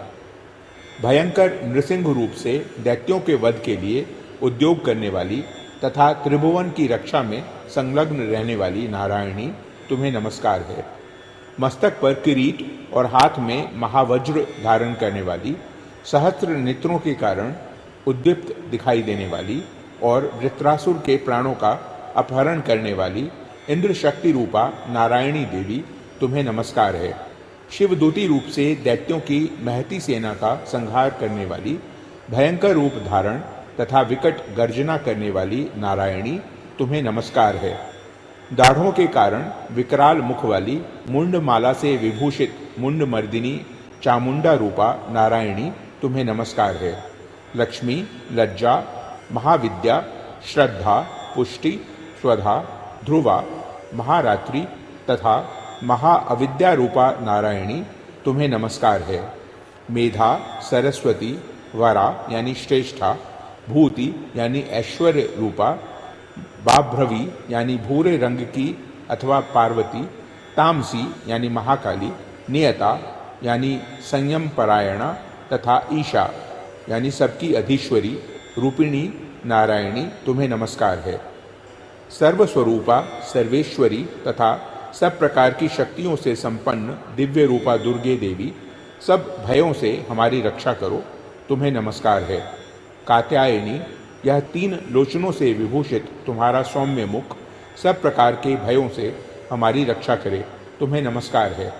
भद्रकाली, ज्वालाओं के कारण विकराल प्रतीत होने वाला, अत्यंत भयंकर और समस्त असुरों का संहार करने वाला तुम्हारा त्रिशूल भय से हमें बचाए, तुम्हें नमस्कार है। देवी, जो अपनी ध्वनि से संपूर्ण जगत को व्याप्त करके दैत्यों के तेज नष्ट किए देता है, वह तुम्हारा घंटा हम लोगों की पापों से उसी प्रकार रक्षा करे जैसे माता अपने पुत्रों की बुरे कर्मों से रक्षा करती है। चंडिके, तुम्हारे हाथों में सुशोभित खड्ग, जो असुरों के रक्त और चर्बी से चर्चित हैं, हमारा मंगल करे, हम तुम्हें नमस्कार करते हैं। देवी, तुम प्रसन्न होने पर सब रोगों को नष्ट कर देती हो और कुपित होने पर मनोवांछित सभी कामनाओं का नाश कर देती हो। जो लोग तुम्हारी शरण में जा चुके हैं, उन पर विपत्ति तो आती ही नहीं। तुम्हारी शरण में गए हुए मनुष्य दूसरों को शरण देने वाले हो जाते हैं। देवी अंबिके, तुमने अपने स्वरूप को अनेक भागों में विभक्त करके नाना प्रकार के रूपों से जो इस समय इन धर्मद्रोही महादैत्यों का संहार किया है, वह सब दूसरी कौन कर सकती थी। विद्याओं में, ज्ञान को प्रकाशित करने वाले शास्त्रों में तथा आदि वाक्यों यानी वेदों में तुम्हारे सिवा और किसका वर्णन है। तथा तुमको छोड़कर दूसरी कौन ऐसी शक्ति है जो इस विश्व को अज्ञान में घोर अंधकार से परिपूर्ण ममता रूपी गड्ढे में निरंतर भटका रही हो। जहाँ राक्षस, जहाँ भयंकर विष वाले सर्प, जहाँ शत्रु, जहाँ लुटेरों की सेना और जहाँ दावानल हो वहाँ, तथा समुद्र के बीच में भी साथ रहकर तुम विश्व की रक्षा करती हो। विश्वेश्वरी, तुम विश्व का पालन करती हो। विश्व रूपा हो, इसलिए संपूर्ण विश्व को धारण करती हो। तुम भगवान विश्वनाथ की भी वंदनीय हो। जो लोग भक्तिपूर्वक तुम्हारे सामने मस्तक झुकाते हैं, वे संपूर्ण विश्व को आश्रय देने वाले होते हैं। देवी प्रसन्न हो, जैसे इस समय असुरों का वध करके तुमने शीघ्र ही हमारी रक्षा की है, उसी प्रकार सदा हमें शत्रुओं के भय से बचाओ। संपूर्ण जगत का पाप नष्ट कर दो और उत्पात एवं पापों के फलस्वरूप प्राप्त होने वाले महामारी आदि बड़े बड़े उपद्रवों को शीघ्र दूर करो। विश्व की पीड़ा दूर करने वाली देवी, हम तुम्हारे चरणों पर पड़े हुए हैं, हम पर प्रसन्न हो। त्रिलोक निवासियों की पूजनीय परमेश्वरी, सब लोगों को वरदान दो। देवी बोली, देवताओं, मैं वर देने को तैयार हूँ। तुम्हारे मन में जिसकी इच्छा हो वह वर मांग लो। संसार के लिए उस उपकारक वर को मैं अवश्य दूंगी। देवता बोले, सर्वेश्वरी, तुम इसी प्रकार तीनों लोकों की समस्त बाधाओं को शांत करो और हमारे शत्रुओं का नाश करती रहो। देवी बोली, देवताओं, वैवस्वत मनवंतर के 28वें युग में शुंभ और निशुंभ नाम के 2 अन्य महादैत्य उत्पन्न होंगे। तब मैं नंदगोप के घर में उनकी पत्नी यशोदा के गर्भ से अवतीर्ण हो विंध्याचल में जाकर रहूंगी और उक्त दोनों असुरों का नाश करूंगी। फिर अत्यंत भयंकर रूप से पृथ्वी पर अवतार ले मैं वैप्रचित्त नाम वाले दानवों का वध करूंगी। उन भयंकर महादैत्यों को भक्षण करते समय मेरे दांत अनार के फूल की भांति लाल हो जाएंगे। तब स्वर्ग में देवता और मर्त्यलोक में मनुष्य सदा मेरी स्तुति करते हुए मुझे रक्तदंतिका कहेंगे। फिर जब पृथ्वी पर 100 वर्षों के लिए वर्षा रुक जाएगी और पानी का अभाव हो जाएगा, उस समय मुनियों के स्तवन करने पर मैं पृथ्वी पर अयोनिजा रूप में प्रकट होऊंगी और 100 नेत्रों से मुनियों को देखूंगी। अतः मनुष्य शताक्षी इस नाम से मेरा कीर्तन करेंगे। देवताओं, उस समय मैं अपने शरीर से उत्पन्न हुए शाकों द्वारा समस्त संसार का भरण पोषण करूंगी। जब तक वर्षा नहीं होगी तब तक वे शाक ही सबके प्राणों की रक्षा करेंगे। ऐसा करने के कारण पृथ्वी पर शाकंभरी के नाम से मेरी ख्याति होगी। उसी अवतार में मैं दुर्गम नामक महादैत्य का वध भी करूंगी। इससे मेरा नाम दुर्गा देवी के रूप से प्रसिद्ध होगा। फिर मैं जब भीम रूप धारण करके मुनियों की रक्षा के लिए हिमालय पर रहने वाले राक्षसों का भक्षण करूंगी, उस समय सब मुनि भक्ति से नतमस्तक होकर मेरी स्तुति करेंगे। तब मेरा नाम भीमा देवी के रूप में विख्यात होगा। जब अरुण नामक दैत्य तीनों लोकों में भारी उपद्रव मचाएगा, तब मैं तीनों लोकों का हित करने के लिए 6 पैरों वाले असंख्य भ्रमरों का रूप धारण करके उस महादैत्य का वध करूंगी। उस समय सब लोग भ्रामरी के नाम से चारों ओर मेरी स्तुति करेंगे। इस प्रकार जब जब संसार में दानवी बाधा उपस्थित होगी, तब तब अवतार लेकर मैं शत्रुओं का संहार करूंगी। इस प्रकार श्री मार्कंडेय पुराण में सावर्णिक मनवंतर की कथा के अंतर्गत देवी महात्म्य में देवी स्तुति नामक 11वां अध्याय पूरा हुआ।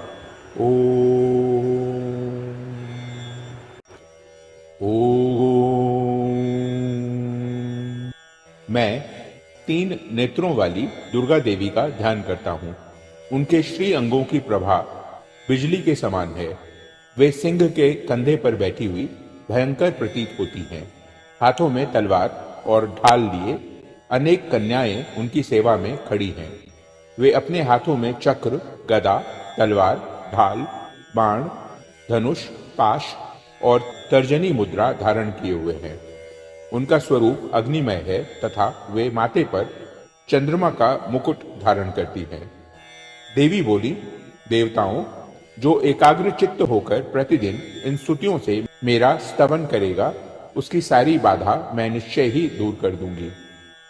जो मधु कैटभ का नाश, महिषासुर का वध तथा शुंभ निशुंभ के संहार के प्रसंग का पाठ करेंगे तथा अष्टमी, चतुर्दशी और नवमी को भी एकाग्रचित्त हो भक्तिपूर्वक मेरे उत्तम महात्म्य का श्रवण करेंगे, उन्हें कोई पाप नहीं छू सकेगा।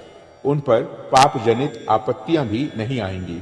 उनके घर में कभी दरिद्रता नहीं होगी तथा उनको कभी प्रेमी जनों के विछोह का कष्ट भी नहीं भोगना पड़ेगा। इतना ही नहीं, उन्हें शत्रु से, लुटेरों से, राजा से, शस्त्र से, अग्नि से तथा जल की राशि से भी कभी भय नहीं होगा। इसलिए सबको एकाग्र चित्त होकर भक्ति पूर्वक मेरे इस महात्म्य को सदा पढ़ना और सुनना चाहिए। यह परम कल्याण कारक है।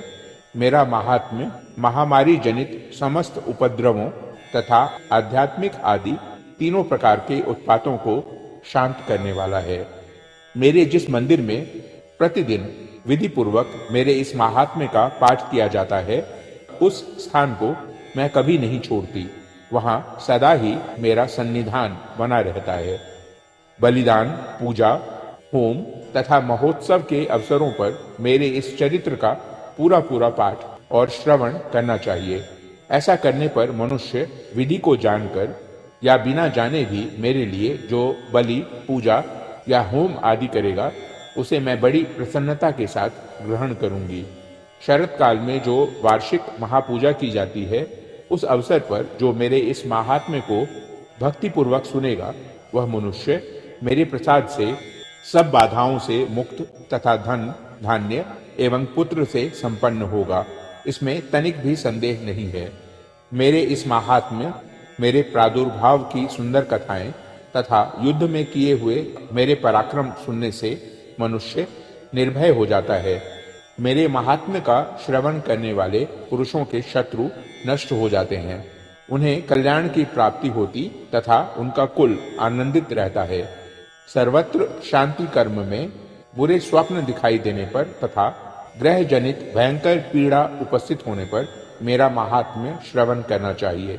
इससे सब विघ्न तथा भयंकर ग्रह पीड़ाएं शांत हो जाती हैं और मनुष्यों द्वारा देखा हुआ दुस्वप्न शुभ स्वप्न में परिवर्तित हो जाता है।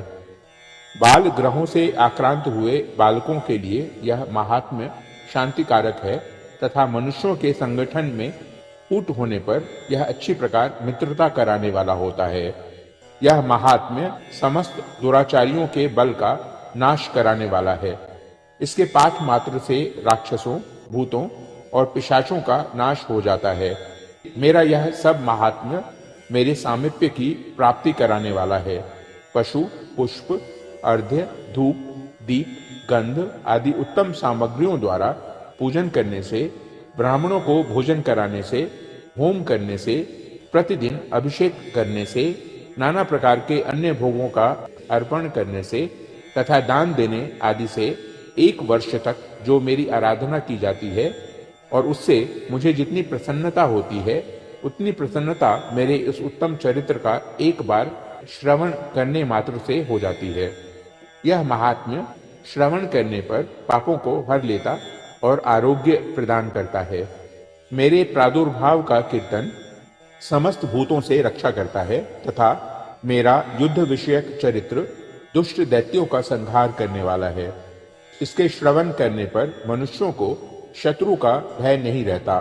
देवताओं, तुमने और ब्रह्मर्षियों ने जो मेरी स्तुतियां की हैं तथा ब्रह्मा जी ने जो स्तुतियां की हैं, वे सभी कल्याणमयी बुद्धि प्रदान करती हैं। वन में, सोने मार्ग में अथवा दावानल से घिर जाने पर, निर्जन स्थान में लुटेरों के दाव में पड़ जाने पर या शत्रुओं से पकड़े जाने पर अथवा जंगल में सिंह, व्याघ्र या जंगली हाथियों के पीछा करने पर, कुपित राजा के आदेश से वध या बंधन के स्थान में ले जाए जाने पर अथवा महासागर में नाव पर बैठने के बाद, भारी तूफान से नाव के डगमग होने पर और अत्यंत भयंकर युद्ध में शस्त्रों का प्रहार होने पर अथवा वेदना से पीड़ित होने पर, किंग बहुना सभी भयानक बाधाओं के उपस्थित होने पर जो मेरे इस चरित्र का स्मरण करता है, वह मनुष्य संकट से मुक्त हो जाता है। मेरे प्रभाव से सिंह आदि हिंसक जंतु नष्ट हो जाते हैं तथा लुटेरे और शत्रु भी मेरे चरित्र का स्मरण करने वाले पुरुष से दूर भागते हैं। ऋषि कहते हैं, यूं कहकर प्रचंड पराक्रम वाली भगवती चंडिका सब देवताओं के देखते देखते वहीं अंतर्धान हो गईं। फिर समस्त देवता भी शत्रुओं के मारे जाने से निर्भय हो पहले की ही भांति यज्ञ भाग का उपभोग करते हुए अपने अपने अधिकार का पालन करने लगे। संसार का विध्वंस करने वाले महाभयंकर अतुल पराक्रमी देव शत्रु शुंभ तथा महाबली निशुंभ के युद्ध में देवी द्वारा मारे जाने पर शेष दैत्य पाताल लोक में चले आए। राजन, इस प्रकार भगवती अंबिका देवी नित्य होती हुई भी पुनः पुनः प्रकट होकर जगत की रक्षा करती हैं। वे ही इस विश्व को मोहित करती, वे ही जगत को जन्म देती तथा वे ही प्रार्थना करने पर संतुष्ट हो विज्ञान एवं समृद्धि प्रदान करती हैं। राजन, महाप्रलय के समय महामारी का स्वरूप धारण करने वाली वे महाकाली ही इस समस्त ब्रह्मांड में व्याप्त है। वे ही समय समय पर महामारी होती हैं और वे ही स्वयं अजन्मा होती हुई भी सृष्टि के रूप में प्रकट होती हैं। वे सनातनी देवी ही समयानुसार संपूर्ण भूतों की रक्षा करती है। मनुष्यों के अभ्युदय के समय वे ही घर में लक्ष्मी के रूप में स्थित हो उन्नति प्रदान करती हैं और वे ही अभाव के समय दरिद्रता बनकर विनाश का कारण होती है। पुष्प, धूप और गंध आदि से पूजन करके उनकी स्तुति करने पर वे धन, पुत्र, धार्मिक वृद्धि तथा उत्तम गति प्रदान करती हैं। इस प्रकार श्री मार्कंडेय पुराण में सावर्णिक मनवंतर की कथा के अंतर्गत देवी महात्म्य में फलस्तुति नामक 12वां अध्याय पूरा हुआ।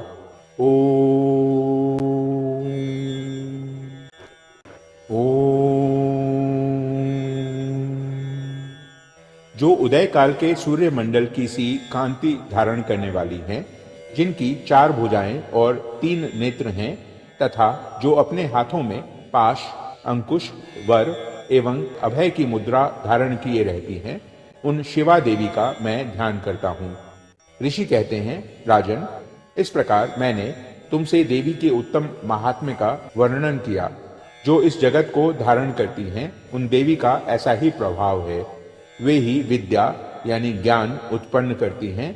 भगवान विष्णु की माया स्वरूपा उन भगवती के द्वारा ही तुम ये वैश्य तथा अन्यान्य विवेकी जन मोहित होते हैं, मोहित हुए हैं तथा आगे भी मोहित होंगे। महाराज, तुम उन्हीं परमेश्वरी की शरण में जाओ। आराधना करने पर वे ही मनुष्यों को भोग, स्वर्ग तथा मोक्ष प्रदान करती हैं। मार्कंडेय जी कहते हैं, प्रौष्टुकी जी मेधा मुनि की ये वचन सुनकर राजा सुरथ ने उत्तम व्रत का पालन करने वाले उन महाभाग महर्षि को प्रणाम किया। वे अत्यंत ममता और राज्यापहरण से बहुत खिन्न हो चुके थे। महामुने, इसलिए विरक्त होकर वे राजा तथा वैश्य तत्काल तपस्या को चले गए और वे जगदम्बा के दर्शन के लिए नदी के तट पर रहकर तपस्या करने लगे। वे वैश्य उत्तम देवी सूक्त का जप करते हुए तपस्या में प्रवृत्त हुए। वे दोनों नदी के तट पर देवी की मिट्टी की मूर्ति बनाकर पुष्प, धूप और हवन आदि के द्वारा उनकी आराधना करने लगे। उन्होंने पहले तो आहार को धीरे धीरे कम किया, फिर बिल्कुल निराहार रहकर देवी में ही मन लगाए एकाग्रता पूर्वक उनका चिंतन आरंभ किया। वे दोनों अपने शरीर के रक्त से प्रोक्षित बलि देते हुए लगातार 3 वर्ष तक संयम पूर्वक आराधना करते रहे। इस पर प्रसन्न होकर जगत को धारण करने वाली चंडिका देवी ने प्रत्यक्ष दर्शन देकर कहा। देवी बोली, राजन तथा अपने कुल को आनंदित करने वाले वैश्य, तुम लोग जिस वस्तु की अभिलाषा रखते हो वह मुझसे मांगो। मैं संतुष्ट हूँ, अतः तुम्हें वह सब कुछ दूंगी। मार्कंडेय जी कहते हैं, तब राजा ने दूसरे जन्म में नष्ट न होने वाला राज्य मांगा तथा इस जन्म में भी शत्रुओं की सेना को बलपूर्वक नष्ट करके पुनः अपना राज्य प्राप्त कर लेने का वरदान मांगा। वैश्य का चित्त संसार की ओर से खिन्न एवं विरक्त हो चुका था और वे बड़े बुद्धिमान थे, अतः उस समय उन्होंने तो ममता और अहंता रूप आसक्ति का नाश करने वाला ज्ञान मांगा। देवी बोली, राजन, तुम थोड़े ही दिनों में शत्रुओं को मारकर अपना राज्य प्राप्त कर लोगे। अब वहां तुम्हारा राज्य स्थिर रहेगा। फिर मृत्यु के पश्चात तुम भगवान विवस्वान यानी सूर्य के अंश से जन्म लेकर इस पृथ्वी पर सावर्णिक मनु के नाम से विख्यात होोगे। वैश्यवर्य, तुमने भी जिस वर को मुझसे प्राप्त करने की इच्छा की है उसे देती हूँ। तुम्हें मोक्ष के लिए ज्ञान प्राप्त होगा। मार्कंडेय जी कहते हैं, इस प्रकार उन दोनों को मनोवांछित वरदान देकर तथा उनके द्वारा भक्ति पूर्वक अपनी स्तुति सुनकर देवी अंबिका तत्काल अंतर्धान हो गई। इस तरह देवी से वरदान पाकर क्षत्रियों में श्रेष्ठ सुरथ सूर्य से जन्म ले सावर्णी नामक मनु होंगे। इस प्रकार श्री मार्कंडेय पुराण में सावर्णिक मनवंतर की कथा के अंतर्गत देवी महात्म्य में सुरथ और वैश्य को वरदान नामक 13वां अध्याय पूरा हुआ। हे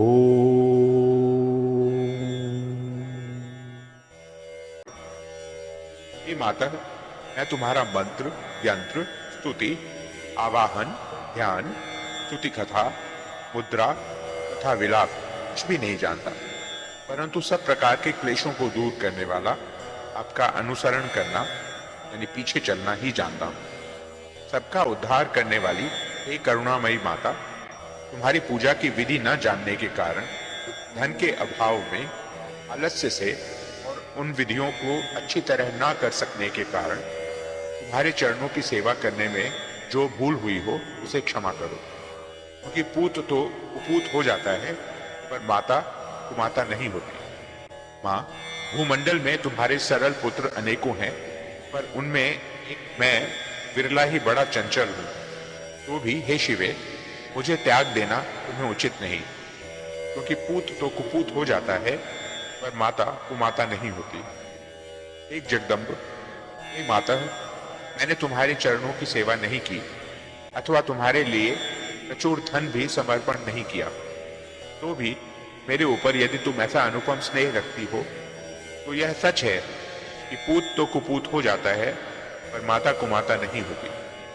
हे गणेश जननी, मैंने अपने 85 वर्ष के अधिक आयु बीत जाने पर विविध विधियों द्वारा पूजा करने से घबराकर सब देवों को छोड़ दिया है। यदि इस समय हमारी कृपा ना हो तो मैं निराधार होकर इसकी शरण में जाऊं। हे माता परणे, यदि तुम्हारे मंत्राक्षरों के कान में पड़ते ही चांडाल भी मिठाई के समान सुमधुर वाणी से युक्त बड़ा भारी वक्ता बन जाता है और महादरिद्र भी करोड़पति बनकर चिरकाल तक निर्भय विचरता है, तो उसके जप का अनुष्ठान करने पर जपने से जो फल होता है उसे कौन जान सकता है। जो चिता का भस्म रमाए हैं, विष खाते हैं, नंगे रहते हैं, जटाजूट बांधे हैं, गले में सर्पमाल पहने हैं, में खप्पर लिए हैं, पशुपति और भूतों के स्वामी हैं, से शिव जी ने भी जो एकमात्र जगदीश्वर की पदवी प्राप्त की है, वह हे भवानी तुम्हारे साथ विवाह होने का ही फल है।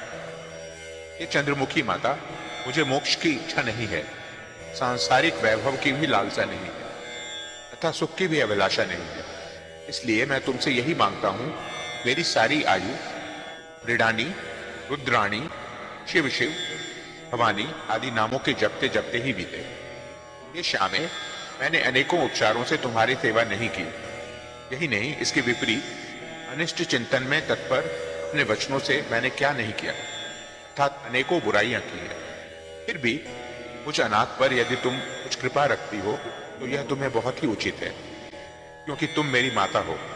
हे दुर्गे, हे दया सागर महेश्वरी, जब मैं किसी विपत्ति में पड़ता हूं तो तुम्हारा ही स्मरण करता हूं। इसे तुम मेरी दुष्टता मत समझना, क्योंकि भूखे प्यासे बालक अपनी मां को ही याद किया करते हैं। ये जगत जननी, मुझ पर तुम्हारी पूर्ण कृपा है, इसमें आश्चर्य ही क्या है, क्योंकि अनेक अपराधों से युक्त पुत्र को भी माता त्याग नहीं देती। हे महादेवी, मेरे समान कोई पापी नहीं है और तुम्हारे समान कोई पाप नाश करने वाली नहीं है। यह जानकर जैसा उचित समझो वैसा करो। ओम।